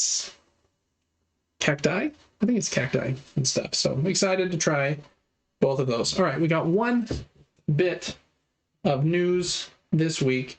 We're gonna go back to the screen for it, and the bit of news has to do with Concord. Devin, you played Concord, but it's been a little while. I think it was back in September, after the game launched, that they took the game offline and they refunded everyone that had bought it and said that they would be considering all of their options on what they were going to do with Concord going forward. And if I can get this to pull up on the screen, they have made that decision. So this is a blog post on Sony's blog, or it seems like they were trying to kind of bury the news a little bit, but everybody picked it up. And it's an email that was sent out internally to Sony and PlayStation employees from Herman Holst, who is the CEO of the, what's it called, Studio Business Group, because they have co-CEOs over there. And I won't read the whole thing to you, but basically he says that we have had to make a difficult decision relating to 2 of our studios, Neon Koi and Firewalk Studios. Neon Koi is a mobile development team that hasn't released a game yet. And Herman said, while mobile remains a priority growth area for the studio business, we are on the very, very early stage of our mobile efforts. To achieve success in this area, we need to concentrate on titles that are in line with PlayStation Studios' pedigree and have the potential to reach more players globally. With this refocused approach, Neon Koi will close and its mobile action game will not be moving forward. I want to express my gratitude to everyone at Neon Koi for their hard work and endless passion to innovate. So, team that didn't release anything, but hopefully they all made some good money. And then for Concord and Firewalk, who've made Firewalk, there's been quite a bit of reporting that's come out after that game was turned off, that it may have cost as much as $400 million, which is crazy because that's not quite double, but close to double what like The Last of Us Part 2 cost to make. Really? I think it was like 200 and something, 210 or something. So depending on how true that is, but Herman said this regarding Firewalk, as announced in early September. Certain aspects of Concord were exceptional, but others did not land with enough players, and as a result, we took the game offline. We have spent considerable time these past few months exploring all our options. After much thought, we have determined the best path forward is to permanently sunset the game and close the studio. I want to thank all of Firewalk for their craftsmanship, creative spirit, and dedication. The PvP first-person shooter genre is a competitive space that's continually evolving, and unfortunately we did not hit our targets with this title. We will take the lessons learned from Concord and continue to advance our live service capabilities to deliver future growth in this area. And he goes on for a little bit more. I know this is sad news to hear and stuff, but anyways, kind of crazy that this was supposed to be like PlayStation's next huge game. They internally were calling it like their Star Wars, and it costs hundreds of millions of dollars. It's going to have, I don't think a full episode, but it's going to have some content in the new, I think it's a Netflix TV show called Secret Level. Right. That's going to have like Spelunky and Halo and stuff. Concord's in it. And now the game just has basically been Thanos snapped out of existence. That's crazy, honestly. It really is. It's like the biggest like commercial failure ever. Even though I know quite a few people that I've heard that I trust online really enjoyed like Concord and the gameplay. But I think the $40 price point, along with some people didn't like the Guardians of the Galaxy, like B-tier theme. Mm-hmm. It just didn't hit for whatever reason. Estimates have said that they think they only sold like 30,000 units, which is like absolutely abysmal for like a game of this scope. I think on launch day it had fewer concurrents on Steam than Lord of the Rings Gollum, which I think IGN gave a 2 out of 10. So it's a bummer. Don't want anyone to lose their jobs or anything. No, it honestly is sad. It really is. That was just a funny stat. It was funny. At the same time, I don't know how sad it is because the people at Firewalk made a huge game and they were purchased by Sony. So the executives there probably made tens of millions of dollars each. I mean, their studio was purchased. They probably made a ton of money. Mm-hmm. And now it's shut down. But they get to keep their money. So I don't know. It's kind of weird. Anyways, that's really the only news. That was the hottest news item this week. So, Devin, that is going to do it for the news. We're just going to hop back here to Facecam. And that's going to bring us to crowdfunding corner.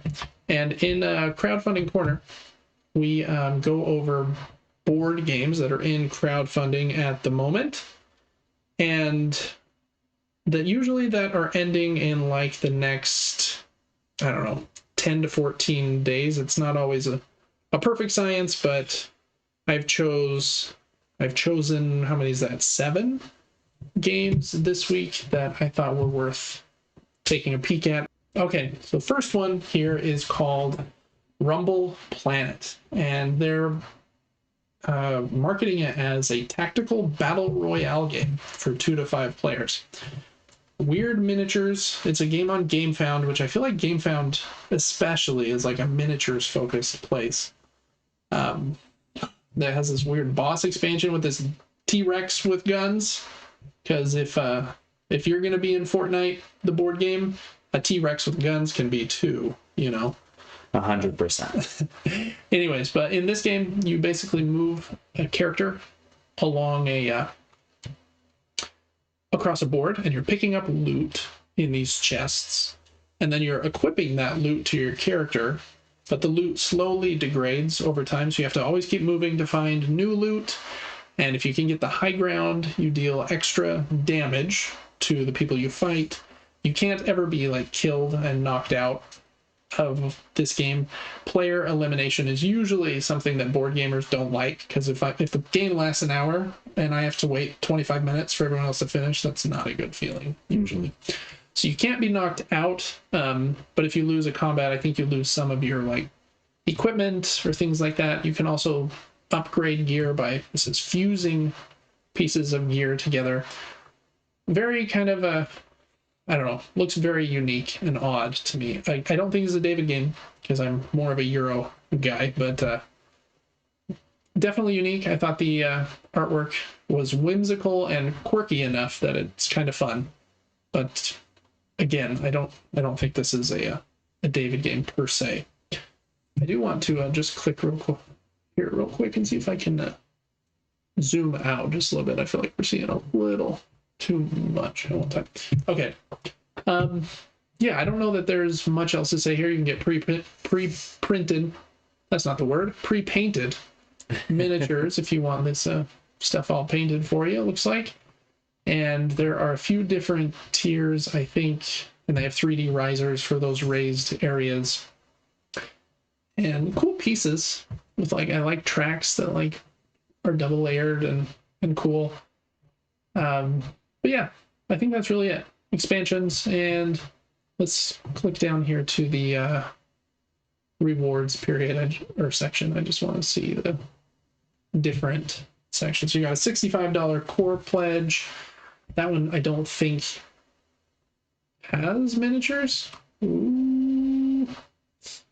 Core game, 5 challengers and 5. Oh, it does have 10 minis. Okay, so you actually get some minis in the core box. That's cool.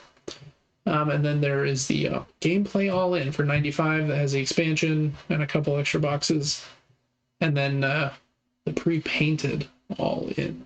So if you want a game like that, that is Rumble Planet. It's on GameFound and that campaign ends on November the 8th. A lot of them end on November the 8th this week. So the next one I think will be right up Devin's alley.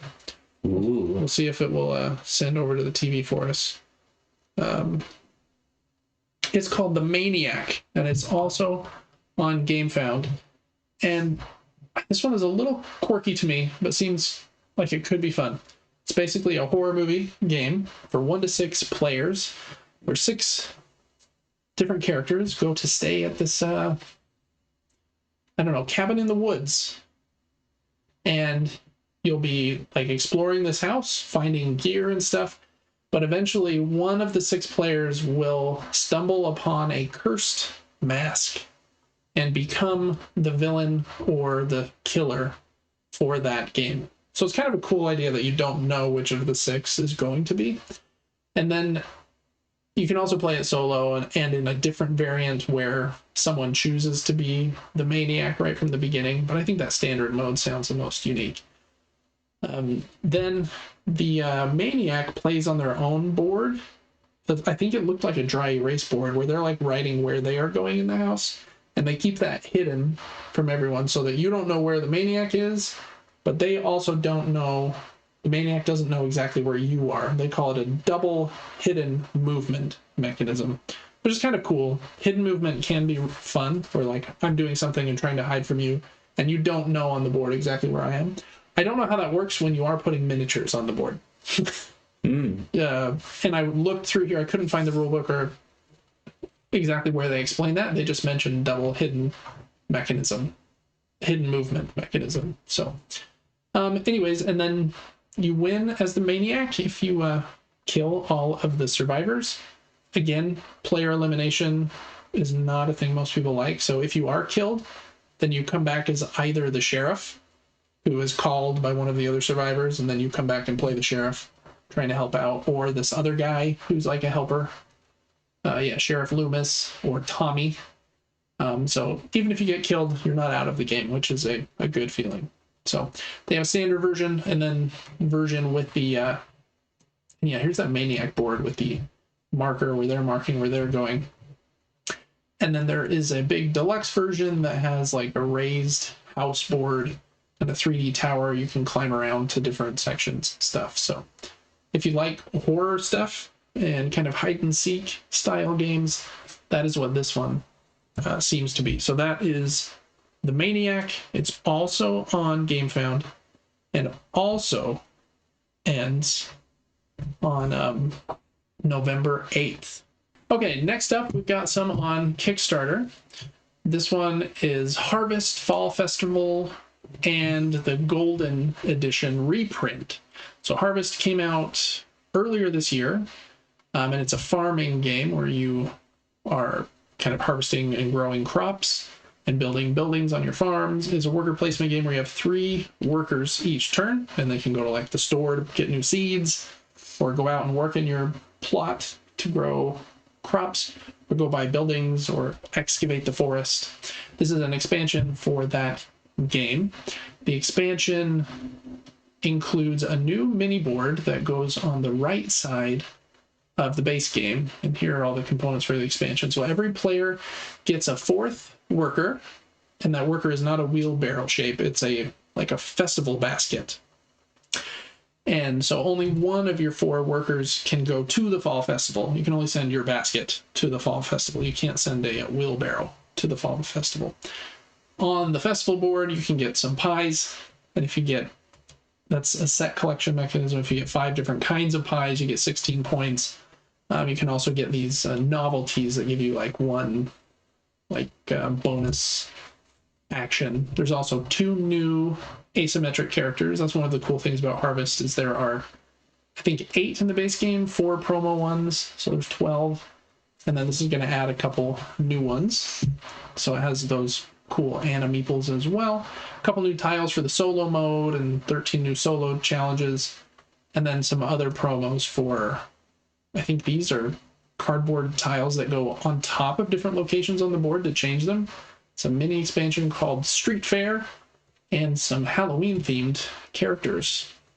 So anyways, I think this one looks really cool, especially for the price point. A $19 expansion, that's pretty solid in my opinion, since most of these crowdfunding campaigns we're looking at are like, okay, our game starts at 70, and if you want the nice version, it's 140. So that is Harvest. Also, they're reprinting the fancy version of the game. And where is that? Golden Edition returns. This version is a bigger box. It like has gold on the outside edge. It's $90. And the main thing that it does is it replaces these cardboard money tokens with coins, which look very cool.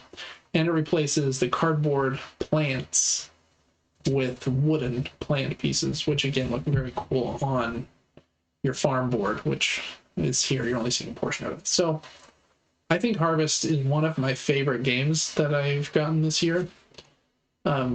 So this is one I would keep my eye on if I were you and you've been thinking about Harvest. It's kind of like a family weight worker placement game, but I would say it's a step above that, in that you need to, it's tight, that you only have 3 workers and now 4 with this expansion each turn, so you can only do so many things, and you have to think about, how am I going to grow this plant, and if I grow it here, then I'll be able to kind of, you can water your plants and they'll spread out through your farm and stuff. So I don't know, it's a very, very cool game. So anyways, that is Harvest. Let me look up the end date here. That one is on Kickstarter and ends on also on November 8th, like all of the other ones here, basically. All right, next up is a game called Mad Kala. And I'll pull it up here on the screen momentarily. And this one is in the Wonderlands War universe, which is a big, much bigger game. This is a 2-player only game, kind of a riff on Mon Cala, where you pick up a bunch of marbles in Mon Cala and then drop off 1 along your way, and wherever you drop your last one, you get to do something at that spot.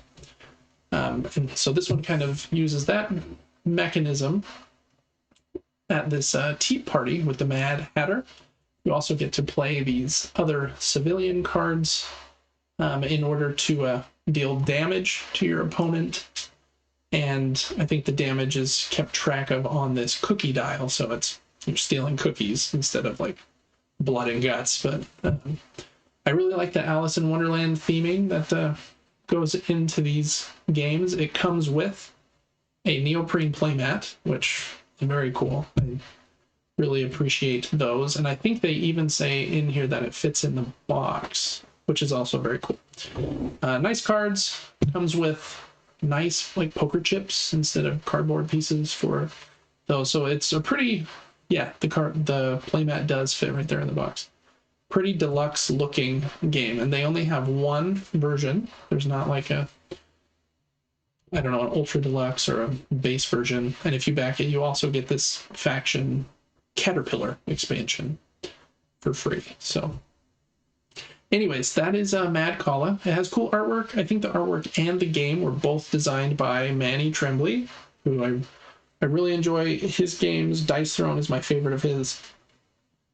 And his artwork in Dice Throne and in here, like the artwork in this game is very cool. Has that same kind of Dice Throne vibe, just in Alice in Wonderland. So anyways, that is Mad Kalla. I think that the game is like $40. I don't have links on the side for me to click on to go faster. $45 for the deluxe edition, plus whatever shipping is. Or you can do a group pledge if you want 6 of them. There you go. Everyone wants 6 of those. Yeah, that's what I thought. It's crazy. Yeah. So anyways, that is Mad Kalla. It is also on Kickstarter and is also ending on, can you guess what day, Devin? Reiner Knizia. Reiner Knizia, yep. No, on November the 8th. Just like the other like 7 games we just looked at. All right, this next one is probably the, I don't know if it's the smallest of the bunch, but I think it's the one of the more overlooked ones. But I thought it looked cool enough to bring up here. It is called Wish. And in this game, you play as a genie, and you're moving around kind of this desert board while this caravan is going around, and you're trying to grant wishes to the different kind of travelers along the board. Kind of has a weird like art style and vibe, but I actually really enjoy it. It reminds me of the Micho's artwork. I wonder if it is by some chance.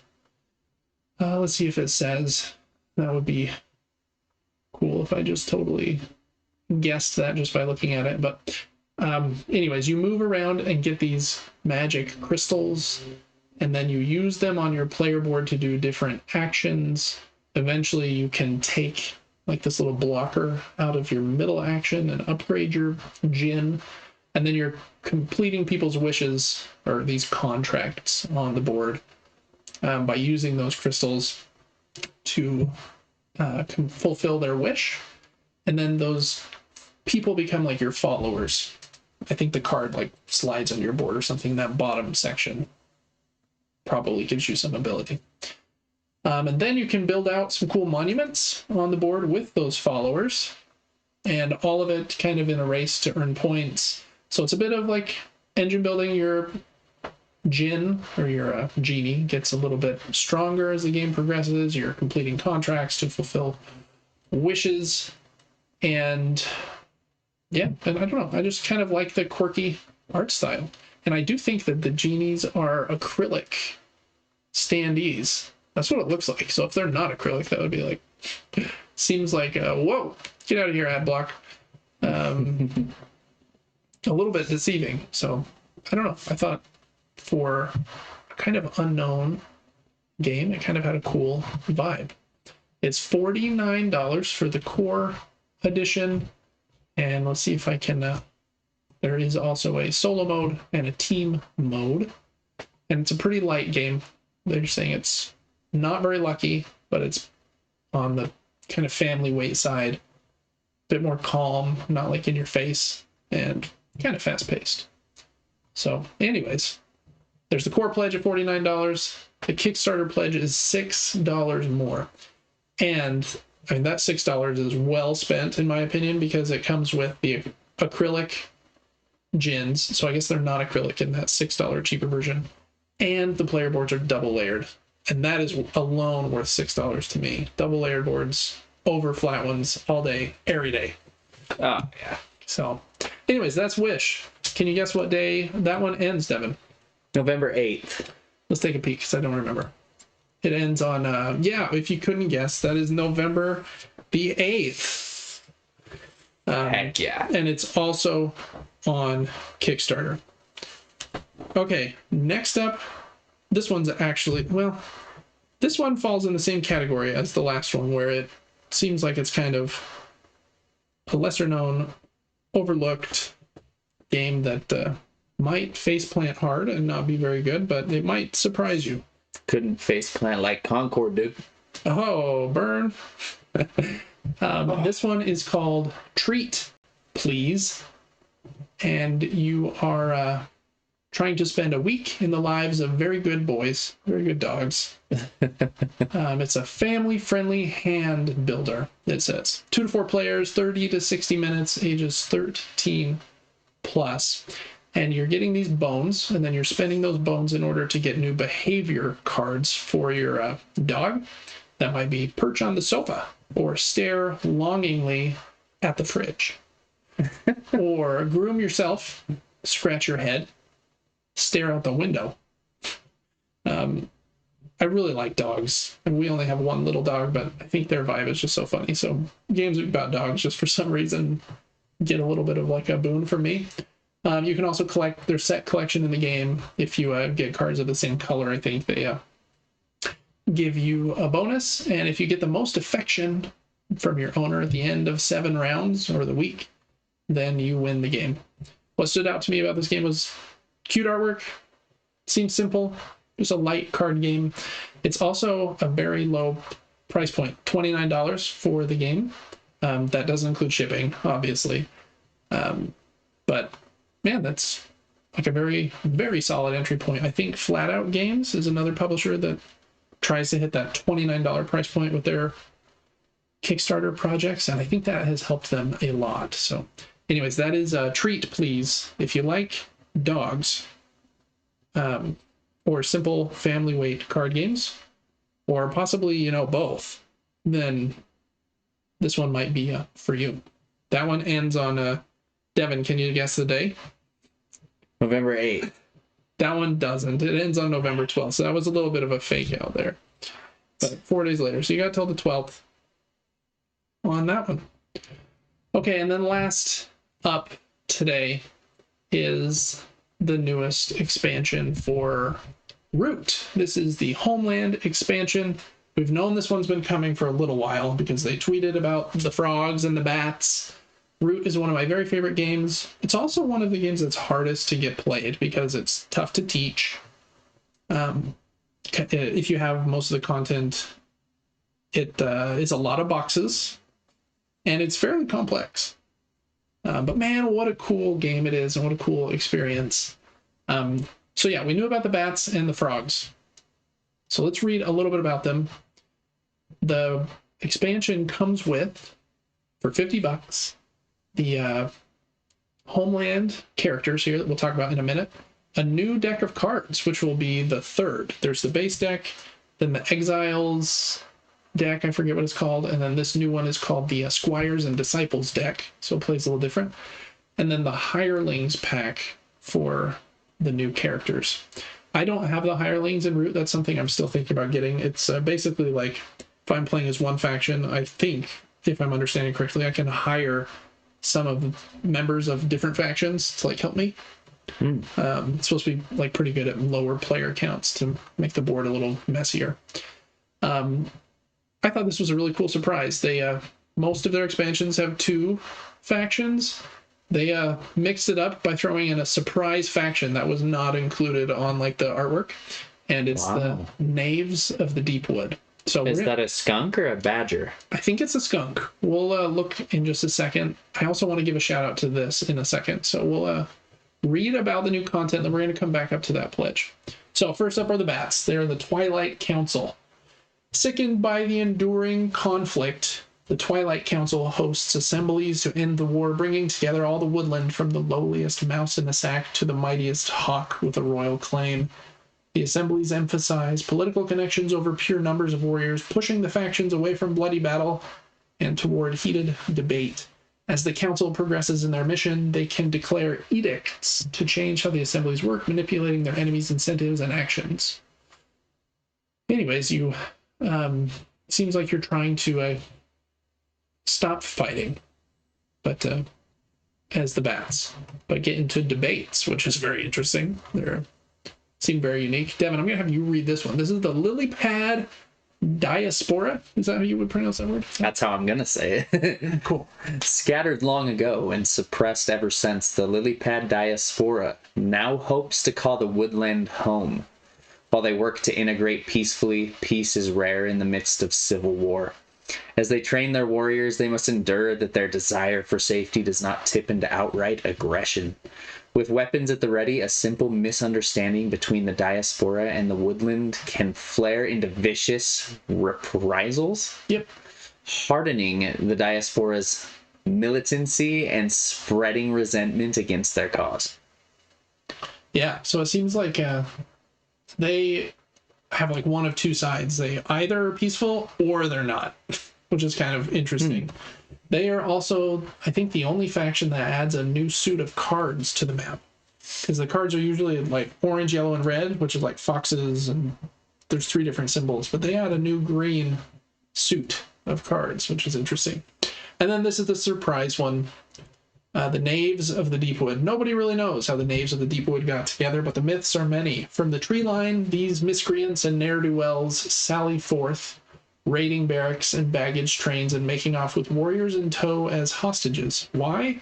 For ransom. That's why. Some say they give the proceeds to the needy, some say they spend it lavishly. Either way, their celebrations ring out through the night, the music swelling from the forest depths where few dare to go. So Robin Hood-like character. There's in base route, there's a character called the Vagabond that doesn't move along in the clearings and along the pathways. He hangs out in the forests. We were just talking about Ironwood and the forests and the pathways. It's very similar to that. This one, you use 3 Vagabond character cards and 3 different meeples at once. And it will come with, I think, the Skunk meeple as a new variant for the Vagabond. So this can't be played at the same time as the Vagabond, but it's like a new riff on the Vagabond with more pieces. And it seems cool. Your ability or your goal is to take hostages into the forest and ransom them, which is kind of funny. So I think all 3 of those factions sound really cool. The expansion also comes with 2 new maps. The Marsh map, which can be changed in size. You can play it with 12 clearings like standard or make it larger to support games with more than 5 players. The Gorge map has wild geography, creating natural choke points. And then the Homeland Hirelings pack, and then that new deck of cards. They also have a bunch of add-ons if you want a plushie for the Eerie Dynasty. And I thought this was a cool add-on, actually. Those faction boards are like 2mm cardboard. You can get them in cardstock for the full set, which it says it will save you 15mm of space in the box. Fitting Root and its expansions in as few boxes as possible is one of like the trickiest things in the world. So that's a cool idea there. Root's one of my favorite games. Very pumped about this. You probably saw at the top of the page, I've already backed this one. I do want to give a shout out to one cool thing. I think Leader Games is really awesome. And this $150 pledge is very cool. If you're just getting into Root, this $150 pledge gives you, reading here, get everything from the $50 pledge level. So you get this entire expansion with both the boards, the 3 factions, the Hirelings pack, and the new deck. And you get $150 in credit that you will use later in the pledge manager to choose what other things you want. You could get the base game, expansions, accessories. So you basically have $150 to use, and you get the $50 expansion for free. Yeah, it's like you're spending $100 to get $150 in credit, and you're getting the new expansion. Huh. Yeah. Yeah, so if you're really into the game, do that. Yeah, or if you don't have anything related, and you don't mind waiting a year until this comes out, then yeah, for that $150, you could get, I think they have like a list here of, you could get the base game and 1, 2, 3. I mean, you could get the base game and all 3 expansions would be not $150. Never mind. You could get the base game and 2 of the other expansions, or maybe you already have some piece of it. I think that's a cool thing. You can mix and match. Like maybe I already have the base game, but I missed a couple of the other expansions, and so you can use that 150 to get the couple you're missing, add on some of these other things. Of all of these things here, I have base game, Riverfolk, Underworld, Marauder. I don't have Hireling, so I don't have those 3. I will have Homeland and this Homeland Hirelings when they come. And then I do have the Vagabond pack, the Exiles and Partisans deck, and I will have this when it comes. And I don't have the Landlords pack. Anyways, so very cool. I don't know what else to say about it other than Root is awesome if you're ready to learn a hard, tricky game that is hard to teach to new people. You almost need like people that you can teach the game once and then will be excited about it to like learn the other factions themselves. Or you could spend like $10, buy them the digital version of Root on Steam or iOS, and have them play that as practice, because it will teach them the game pretty well on there. But that is Root, and that is the last of the 7 games that we're going to go over here in Crowdfunding Corner. Which brings us, Devin, to pick of the week. Of those 7 games, which one is going to be Devin's pick of the week? I think number 1 has to be the Root expansion, just because the game is just crazy. Unique art style. It's beautiful, and they chose frogs and bats, which are absolutely amazing. Mm-hmm. But if we lean away from that, I think that I don't know that I would love the play style or the mechanics for this game, but Madcalla seemed interesting to me. Yeah, I also think that one seems really cool. It's not going to be my pick of the week, but let me... I'll just type it in here for a little speed here. Madcalla. I think Madcalla does look very cool. I like 2-player games that were built specifically to be 2-player games. I think that works really well. Love the art style and the vibe. And even though this one's a little more expensive for a 2-player game, $45 plus whatever shipping is going to be, it's pretty deluxeified. You got a neoprene playmat instead of a board. Nice card quality, poker chips that are actually like big and plastic or whatever material those are made out of. If nothing else, it's pretty. It's very pretty. Nice custom insert. Hopefully it plays well. Yeah. I like Manny Tremblay's designs usually, so I imagine it's not bad. But if it will be amazing is, I guess, the question. My pick of the week, again, definitely would be Root. Already backing it. But just to not give Root all of the love, is going to go to Harvest Fall Festival. Like I mentioned earlier, Harvest is one of my favorite games this year.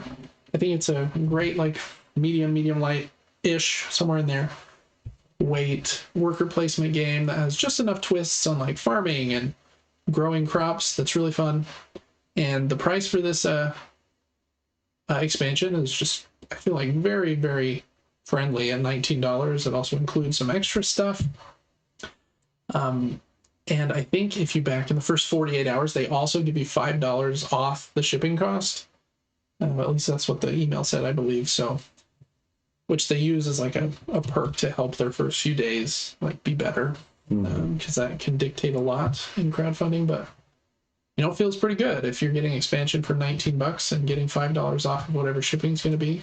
So Harvest, I think, is a great game, and it's going to be my pick of the week here. And that is going to do it for Crowdfunding Corner for, I think it's going to be November 1st is when this goes up. So thank you so much for watching this Crowdfunding Corner.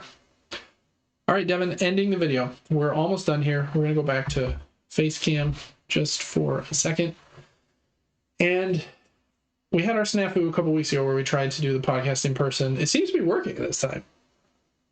For some reason. Yeah. I had a lot of tinkering on my behalf. But we're going to go over our favorite 2-player games. We're going to do this pretty quick. I think we have like 10 or 11 here. And most of them Devin has played. There will be a couple that he hasn't. But a lot of them he has. So we're going to go down to the table and talk about our favorite 2-player games. All right, Devin. Let's see if I can swap this up. Yeah, we still got our faces here. I do want to give a shout out just to these two that I played this week, and you played this one with me, Lord of the Rings Duel for Middle-earth. I think it will become one of my favorites in this list. I just don't think I've played it quite enough times yet, but I know that you've only played it once, and I think you already enjoyed it a lot. You said I liked it a lot, yeah. I think you said 9 out of 10 is probably where you'd give it after your first game, which is that right? Easy to understand, not Easy too long. Lord of the Rings themed, cool art. Yep. I just wish that a little more customization in the two sides. Like, if I went and played it again now as the bad guys, I would have a very similar experience. You would, except you would go first. That's like the only. That's like the only. I would go first. The only difference, and you would have one fewer coin. Oh wow. Yeah, you're right. There definitely is not like a difference between the two, other than that going first race. So that is definitely one complaint. I think it's amazing. But I think for the weight of the game, it's trying to be a simple game that plays in 30 minutes. I think it's really excellent. I also think Ironwood could be one. It's a bit heavier, about an hour, might even take an hour and a half the first time you play it. But man, it's so cool. It just reminds me of two-player Root. But both of the factions are not different enough that it's confusing to teach. They're fairly similar in like how they move, and their goals are like a little bit different, but the iconography is really good, and their decks of cards are cool. And both factions have these octagon pieces that are their victory conditions. The ironclads pieces are all metal, and they're moving this drill around in order to build forges, and wooden, what's that, the wood warriors, wood walkers or something, trying to get these totems. And so those are just very cool pieces. It looks awesome. I'm very excited to play it two-player. I've only played solo so far. I guess since it's here, we talked about it earlier in the episode. Dracula versus Van Helsing could be a good one too, but I haven't played that. All right, so those were some honorable mentions, Devin, that could be really good.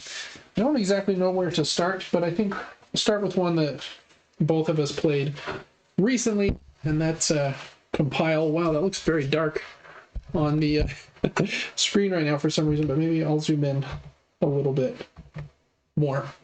And Compile is a lane battler where both players choose 3 different mini decks of 6 cards, and those cards will have different like categories. Like this is metal and love and fire, and there's a whole bunch of different ones. And you can see on the bottom of the cards what the focus of that mini deck is: shifting or drawing or flipping face down, top deck play, etc. And so by mixing 3 mini decks together of 6 cards each, you get an 18 card kind of mixture.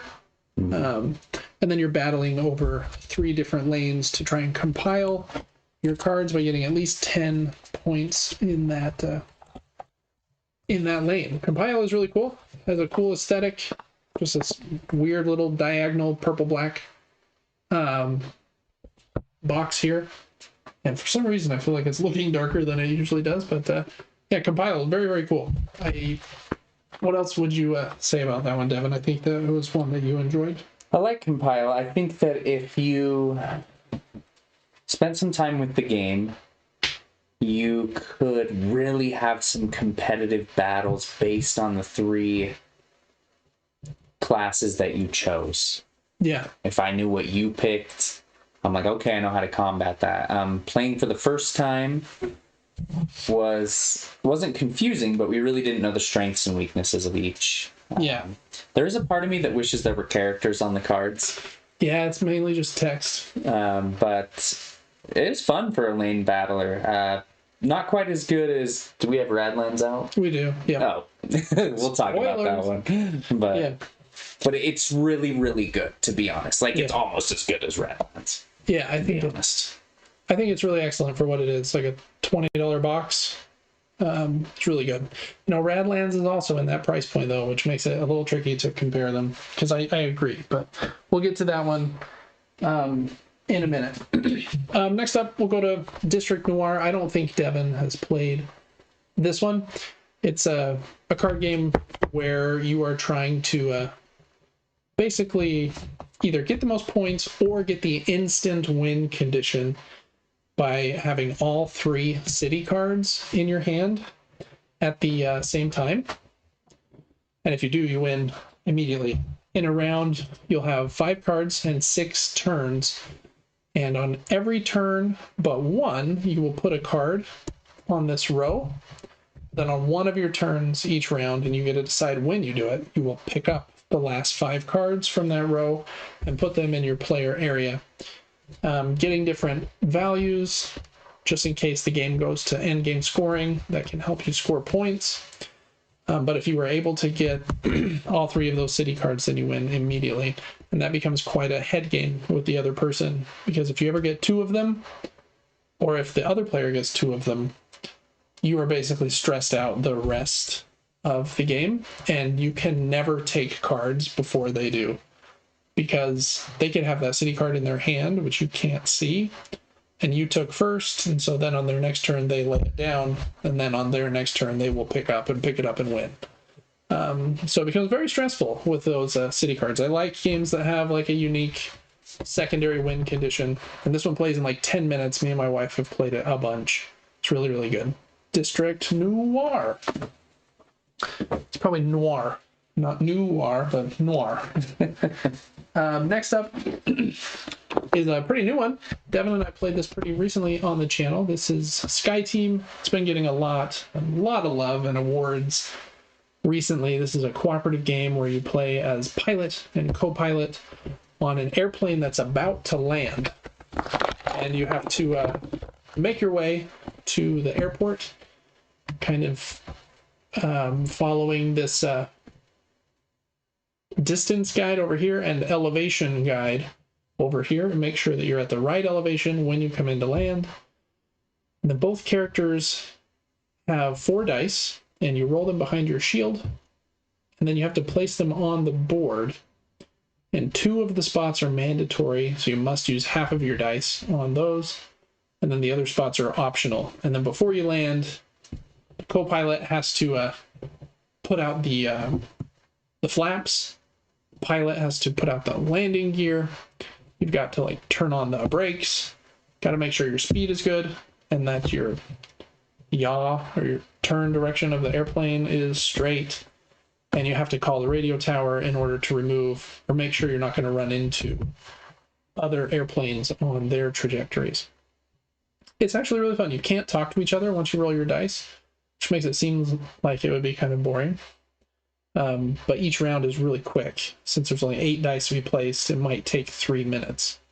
But it's a pretty brutal 3 minutes where you're like, I think if you only have low or high dice, you obviously don't know what your teammate has, and so you don't want to mess something up, because the combination of what the 2 of you put on your speed or on your tilt can immediately end the game for you and crash. So very, very fun cooperative game.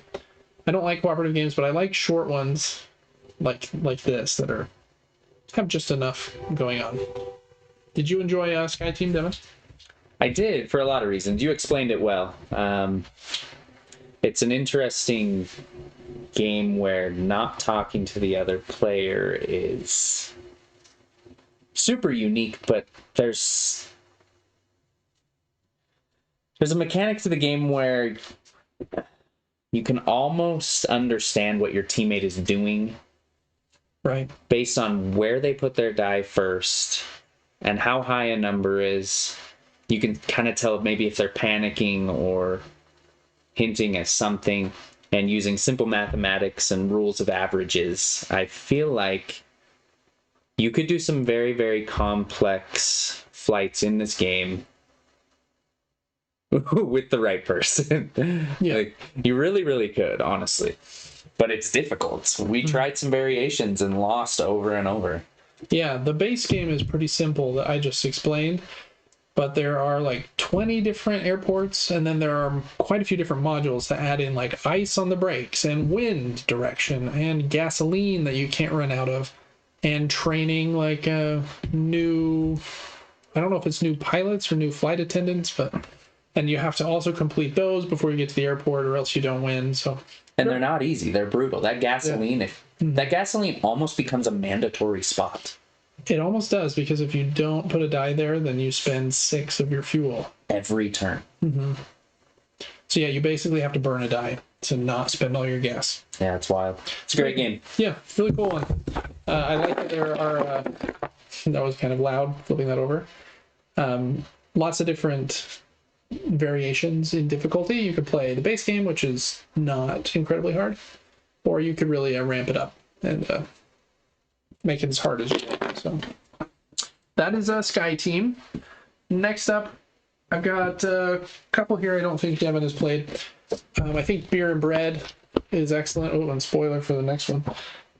This is a card drafting game where you play a card and then give your hand of cards that's left to the other player. And you're trying to brew the best beer, make the best bread, while kind of managing your little town here across the river from the other player's town. The thing I like most about this game is there are 6 rounds, and in 3 of them, on the red rounds here, you don't trade hands. You just keep your cards and then you play all of them. And I like that mechanism and how it goes back and forth, because on those rounds I can be a little more strategic, because in drafting games like this I always forget what was in my hand almost as soon as I hand it to the other person. So do I. And I really like games like Caper Europe as well. But I think they becomes trickier for me to remember like what I handed to you. So I like that this one has a little bit of like relaxation from that every other round, where okay, I've got my hand, I know what I'm going to do with it. So it still feels like it has that drafting element, but it's just a little more, I don't know, strategic to me in those other rounds. You're also like managing resources in order to fulfill the contracts and brew the stuff, and it has a little bit going on there. But very cool game from Capstone Games. That is Beer and Bread. All right, and then the next small one that Devin I don't think has played here is called Curious Cargo. This one's from Ryan Courtney, and again, Capstone Games. They make good 2-player games.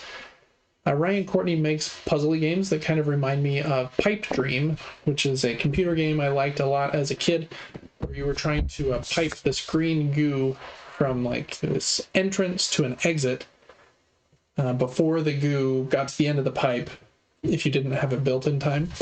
This one doesn't have that time element, but has a similar vibe with you're building these conveyor belts to get these weird doodads that you build in your factory of like batteries and weird potions to your delivery trucks over here so that you can ship them. And shipping stuff out gives you points.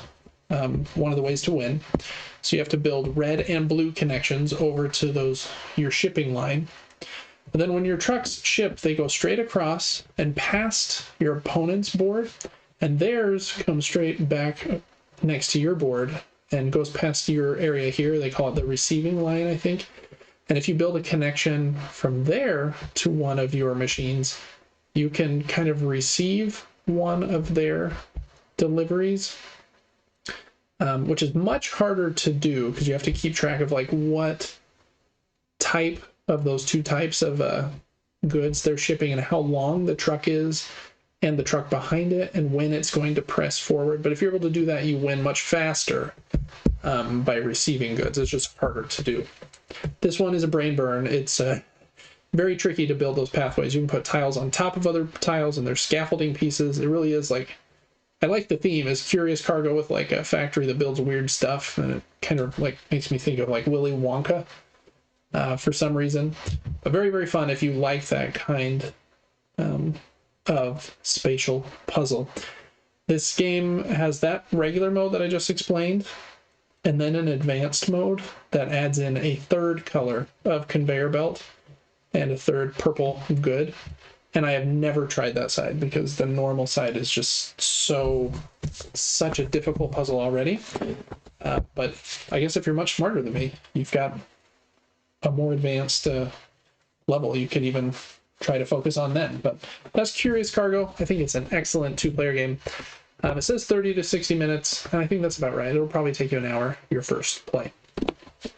Okay, next up, let's talk about the one you already mentioned, Devin. We got Radlands. This is probably my favorite lane battler. There's quite a few that I like. We talked about Compile. I really like Omen, A Reign of War is a good one too. But I think this one is, I don't know if it's the simplest to teach. It's probably about the same simplicity level as Compile, but I think it has a bit more strategy, or not strategy, but a bit more, just a slight bit more going on and more avenues than Compile. And so it feels a little more fulfilling to me for some reason. This is the base Radlands box. You can get this box for like $15 or $20. And it has the whole game in it. And you don't need any of the extra stuff to play. And, I mean, you really don't. I do think I got this bigger box that holds a box inside a box, Inception, that also has these playmats. And they just kind of have a place for everything, and your opponent's playmat goes just right next to it.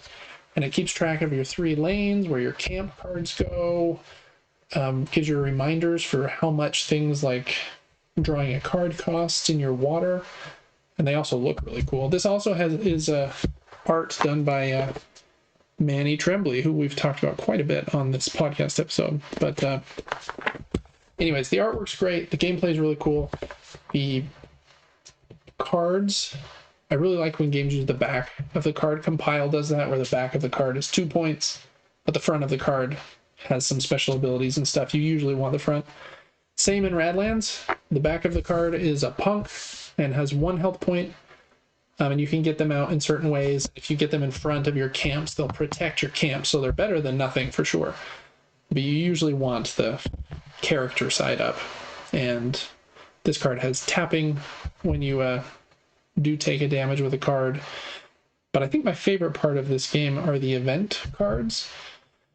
They get slotted in either slot 1, 2, or 3, which I think you can probably see, yeah, right here. And that's like a countdown for when the event will go off. So a level 3 event is pretty powerful, but it'll take 3 turns to get here and then activate, so your opponent has time to prep for that big raid or whatever that card is. Fun game. You are like just doing damage to each other, but it feels more elegant than, hey, I do 4 damage to you. It's like, okay, I need to like worry about this lane, and there's a bunch of different camp cards that all have different abilities, and you get to choose 3 of the 6 you're dealt at the beginning of the game, and they very drastically change your strategy. Devin had one that was like a big Mad Max machine that you had to move forward when you played, and if you ever got it to move forward like all the way, maybe twice, then it immediately destroyed one of mine or something. Yes. And so those bases are very cool. This is a very complete game. There's nothing else you can buy for it, yet they are releasing 1 base expansion. It's called Cult of Chrome, and I think it comes out in a couple of months. But it's not changing the regular deck of cards. It's only some new bases. So anyways, Radlands, man, I love it. I feel like I'm doing too much talking, but no, you killed it. I was thinking, I was like, is there anything he missed on there? And I don't think he really did. Yeah, I think it's really cool. The playmats, definitely not necessary, but I do think they help with teaching the game a bit, and with just visualizing everything, because everything just has a spot. I found somebody on Facebook Marketplace that was selling just this bigger box, and the playmats. I already had the base game, and that was definitely like a worthwhile investment in my opinion. I think they just kind of add to the experience. Radlands, super great. One of my favorite lane battlers for sure. All right, Devin, just a few more here. Let's go over, let's see. We'll do a unique one here. This is one of my favorite games. It's called Hex, and you've probably never heard of it because I feel like nobody has. But it's basically if you took Scrabble and mixed it with Othello. And how you play is you, one player plays as red. This is only a 2-player game. but this is a 2-player game list, so that makes sense. One player plays as red, the other player plays as black, and you're building words out here, similar to Scrabble. Let's say I spelled bid. Nope. We'll spell a word a little bigger than that. I spelled bind. Then it's the red player's turn, and maybe they spell Pong. P-O-N-G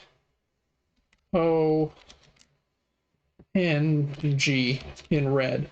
Since they overlapped this word here, they get to flip this N to their color. That's where the Othello element comes in. Things I like about this game are, well, I think it's fun to build out the words. I really like word games. I played Scrabble a lot growing up with like grandparents. The main thing I don't like about Scrabble, I think it's a little bit long, is that you have to keep score after every single word you play. So I put down Pong, and then I'm like, okay, that's a 5-point word, and I need to add up my score.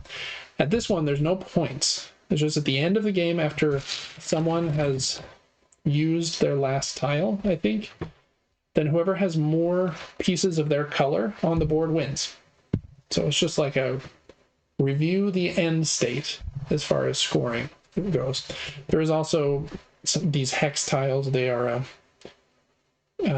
wild. So let's say I spelled, I don't know, binder. I don't have an R, but I guess I do now with this wild token. Then you pull this hex board over for a second, and you roll the 20-sided hex die, and it will give you some special ability. Number 20 is, where are you at? Over here. The Changeling. Your opponent gets to pick up any hex tile on the board and replace it with any tile from their hand. Sometimes they're not going to be something good for you, but you do something based on those wild things. You don't have to play with the wild board if you don't want to. I like the wild board. I was unaware of that. Yeah, it's kind of a fun little mix-up. So it makes using those wilds a little risky, because it might be something that helps you, but it might not be. So that's what that is for, and it does have that 1d20. The company that makes this game is Turnup Games, and they've made a few other games. I think they're based in Canada, but I think they... I don't know if they're out of business. I don't think this game's in print anymore, which is a bummer, because I really think it's excellent. It has this cool 3-board system that are kind of tied together with this, I don't even know what that is, twine of some kind. So there's the base level, then a level with these little notches at the top of the bottom, and they make it so that when you're flipping these over, you just press one of the sides, and they flip over very, very satisfyingly. So hopefully you can see that on camera, but go ahead, Devin. Flip one of those bad boys. Can you believe how easily I flipped that? Yeah. It really was super simple. Yeah. Boom. Boom. So yeah, Hex is great if you like word games. I know some people don't, and I'm not always in the mood for them, but when I am, I generally want to play this one. So yeah, that's Hex. Check that one out on Board Game Geek. Maybe you'll find a copy somewhere. You're not having my copy, but you might find one. I don't know. This is my first time putting one of your games away. Oh, there you go. Yeah, put it in that sleeve. All right, next up is Blitzkrieg. This is World War II in 20 minutes. Really is excellent. A lot of fun. It's a bag building game where you have a bag of your tokens, and you are trying to get better tokens to throw into your bag so that they will hopefully eventually come out, and you'll get to use those better tokens, obviously. But when you, on your turn, you play one of your 3 tokens that are in your hand to one of the 5 different areas of the war. And it's a tug-of-war system there. So whoever has this little red piece more their direction will win that theater of war. And that's basically the whole game. But it really is excellent. A lot of fun. It has a few different mini expansions you can add in. This Nippon one has, for some reason, Godzilla. So amazing. I like this game, though. Yeah, it's very fun. I like this line of games by Paolo Mori. He has, I think, 3 games in this series where it's like something in 20 minutes. World War II, there's like Seize Rome in 20 minutes is another one. And they're very popular games. Really excellent.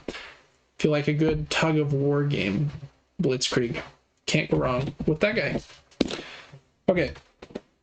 We got 3 more games here, Devin. I'm going to talk really quickly about... Oh, you've played all 3 of these. So never mind. I thought this one was one you hadn't played. It's been a while. Yeah, Played this one. I don't remember much about this except for the little things. Yep.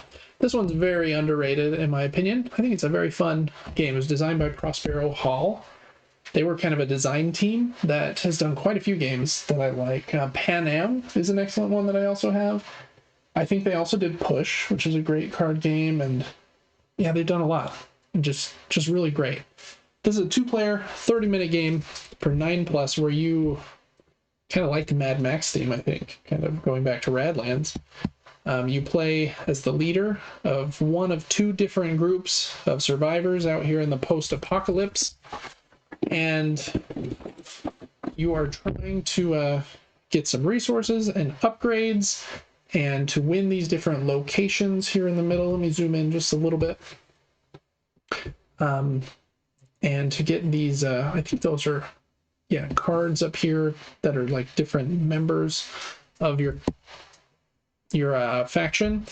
But the way that you do it is both players have an oil tanker, and it's full of gas, and that gasoline is sand in a sand timer, baby.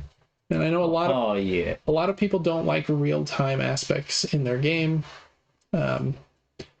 So take that with a grain of salt if you don't like real-time stuff. But basically on your turn, you have a bunch of dice based on, I think, some of these cards, and you get better during the game, kind of engine building. So you might have better dice later in the game than at the beginning. You have to burn gas to roll dice. So you flip your tanker over, and then you start rolling frantically. And you can re-roll as many times as you want. Unless you roll this symbol here, then you cannot re-roll those. They are just like a burnt gas, basically. And you want to spend as little of your time as possible. And there are ways to refill your timer based on some other actions.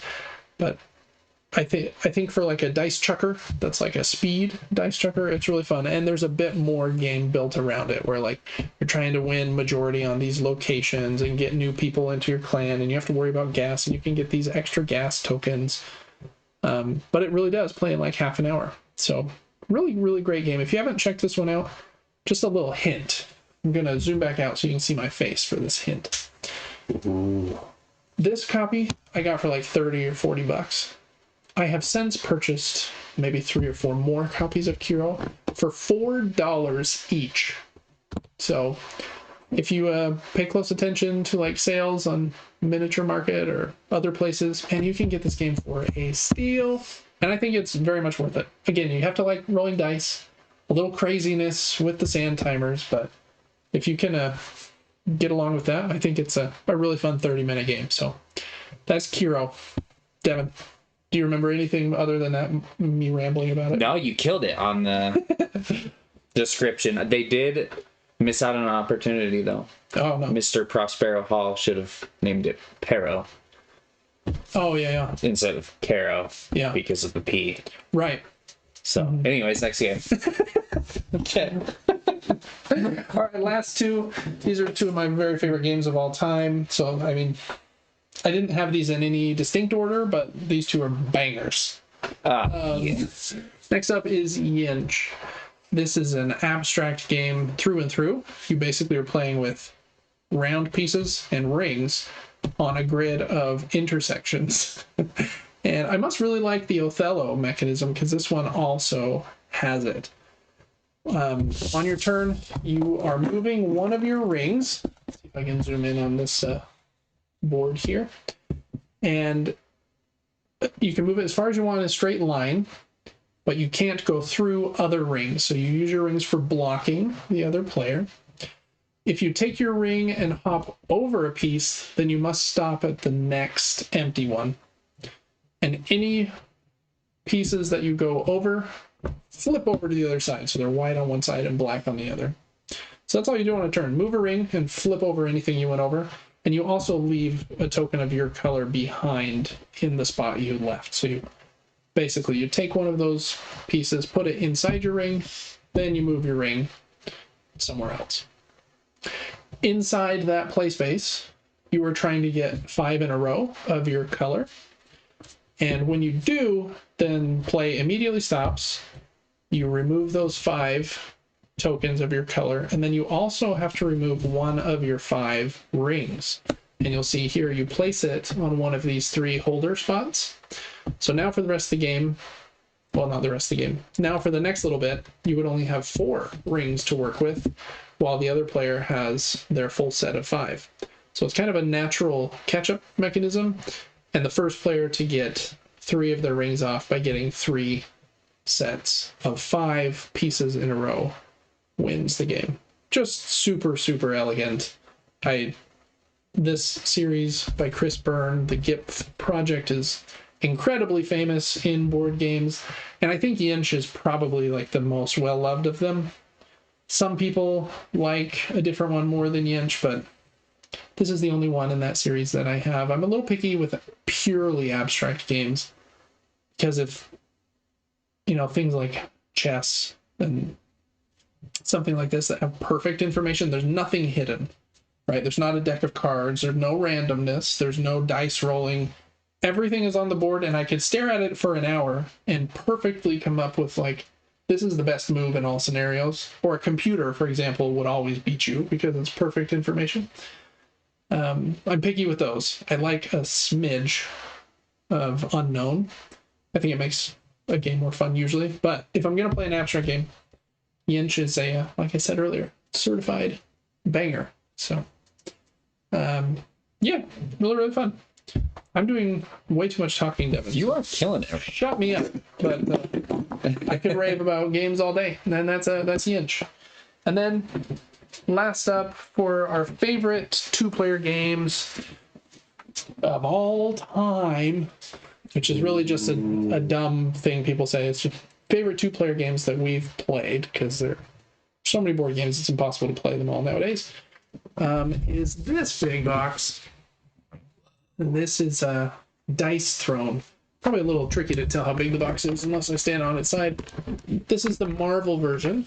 There have been, I think, 2 other versions. They had a Season 1 Battle Chest, a Season 2 Battle Chest, this Marvel one. I think the X-Men one comes out in a couple of months. And I think they are actually doing a crowdfunding campaign right now that we'll talk about on the podcast in future weeks for 4, like, outcast characters or something like that. Anyways, that was a lot of talking. Do we know these characters? No, I think they've made them up. They're their own unique characters. In this game, this is, again, the Marvel version. You choose a character to play as. So you might play as Thor, and Devin might pick the Scarlet Witch. Scarlet Witch. And then you fight. This game can be played with more than 2, technically, but it, for all intents and purposes, to me, is only a 2-player game. Oh, look, I got limited edition number 3,417. I didn't even know that. Wow. Yeah. Each character, let's just show you one because they're fun, has their own deck of cards and their own set of very cool dice. So I'm just going to pick green for fun. Green is nice. And Devin will pick one. Who, maybe? Oh, sure. Yeah, there you go. I choose yellow. Who is this? Captain Marvel. So you can see Loki here has his own board. And on his board, he has a bunch of different abilities that we can activate by rolling certain dice. This is a Yahtzee-like. Some people online call it Battle Yahtzee for fun. And it kind of is, if you... I don't know. So if you like Yahtzee, I think you'll really like a game like this. It is a little more complex, but you have like a health dial, and you start with 50 health in the default mode. And the first person to inflict enough damage on their opponent to get their health dial to 0 wins. And you do that by playing cards. Your cards will help you to manipulate your die rolls. They will also help you to upgrade different abilities on your playboard. So let's see, this one here is Mockery number 2. So if I was able to play this with some combat points, I could put it on top of regular Mockery and now that ability is upgraded and does more damage and is stronger.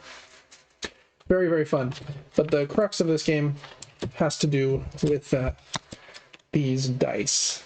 And every player has 5 dice, again, similar to Yahtzee, that are unique to their characters. So these are Loki's dice, and he has every character's 6 is their kind of best thing. If you can get all 6s, that's your ultimate ability here in the center of your board. Does the most damage, can't be defended, etc., etc. But so those are Loki's 6s there. Devin's got Captain Marvel's dice there. He did it smarter and actually showed all of the dice sides. And then based on what you roll, you can activate different attacks. You might have a small straight or a large straight or just some other symbols or a bunch of the attack symbol or get your ultimate with all 6s. It's just a really, really, really fun Yahtzee variant. I've loved Yahtzee my whole life. I think it's one of the best and most influential board games to me growing up. I like other roll and write better than it nowadays, but as having an impact on 10-year-old David for getting me into board games, Yahtzee was very influential. So yeah, I think Dice Throne is just so cool. Probably my favorite 2-player game ever. One of my very favorite games I've ever played. And yeah, just really, really awesome. There are all kinds of modes and characters. You can play with these cool, like, mythic abilities, or you don't have to. They have a Dice Throne Adventures box where you can do, like, a dungeon crawl with your Dice Throne characters.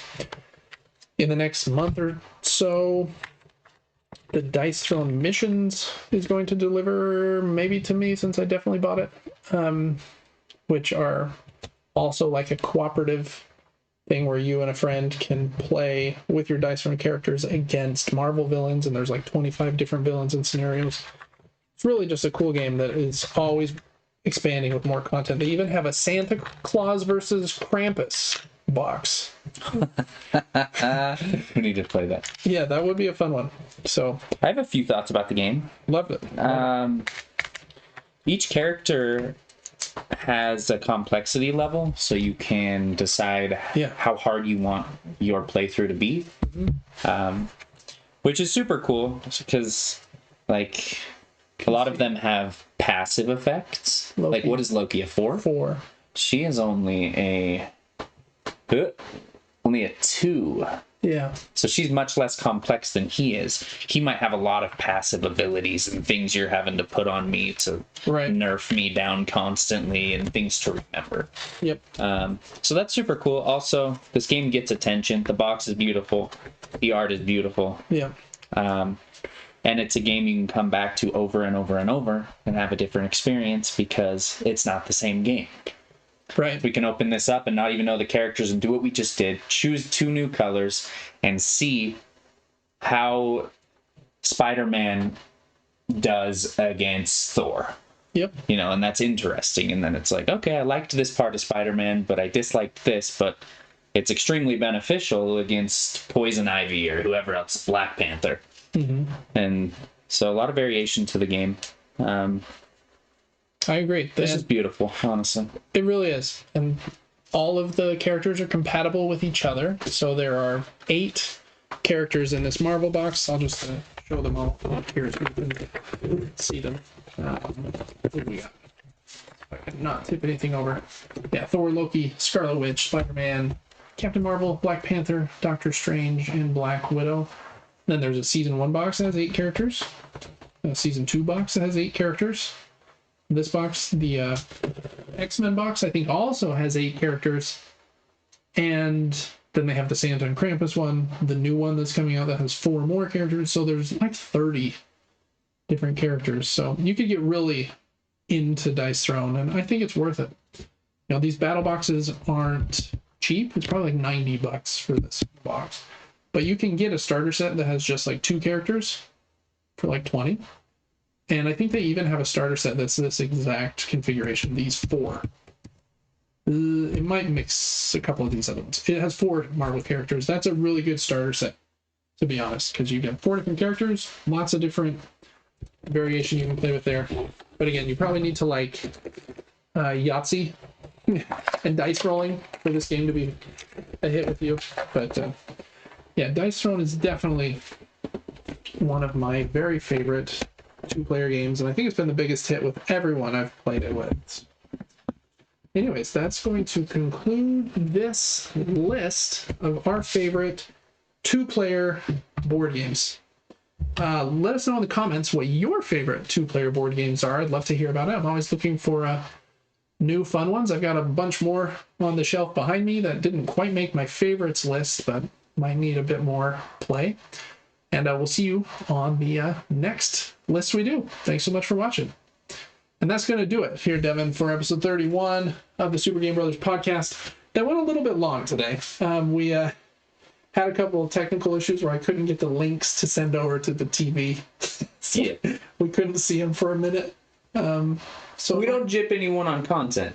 No, that's for There's Dave. a lot of content. There's a lot of hours. Yeah. You know what I'm saying? For sure.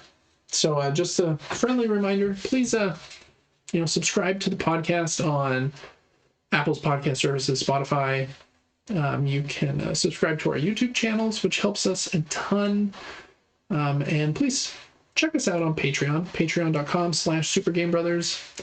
You can get this show early, right into the show. We'll talk about, the games that you ask questions about. You can even vote on the games that we play and review next. So lots of fun stuff over there. So make sure to check that out. We also do a monthly giveaway. And I think we mentioned that at the top. We're giving away a gift card or Disney Lorcana Gateway. So make sure to join all of that. Thanks so much for watching, and we will see you next week for episode 32, the Mailman episode of Super Game Brothers. Till then, adios.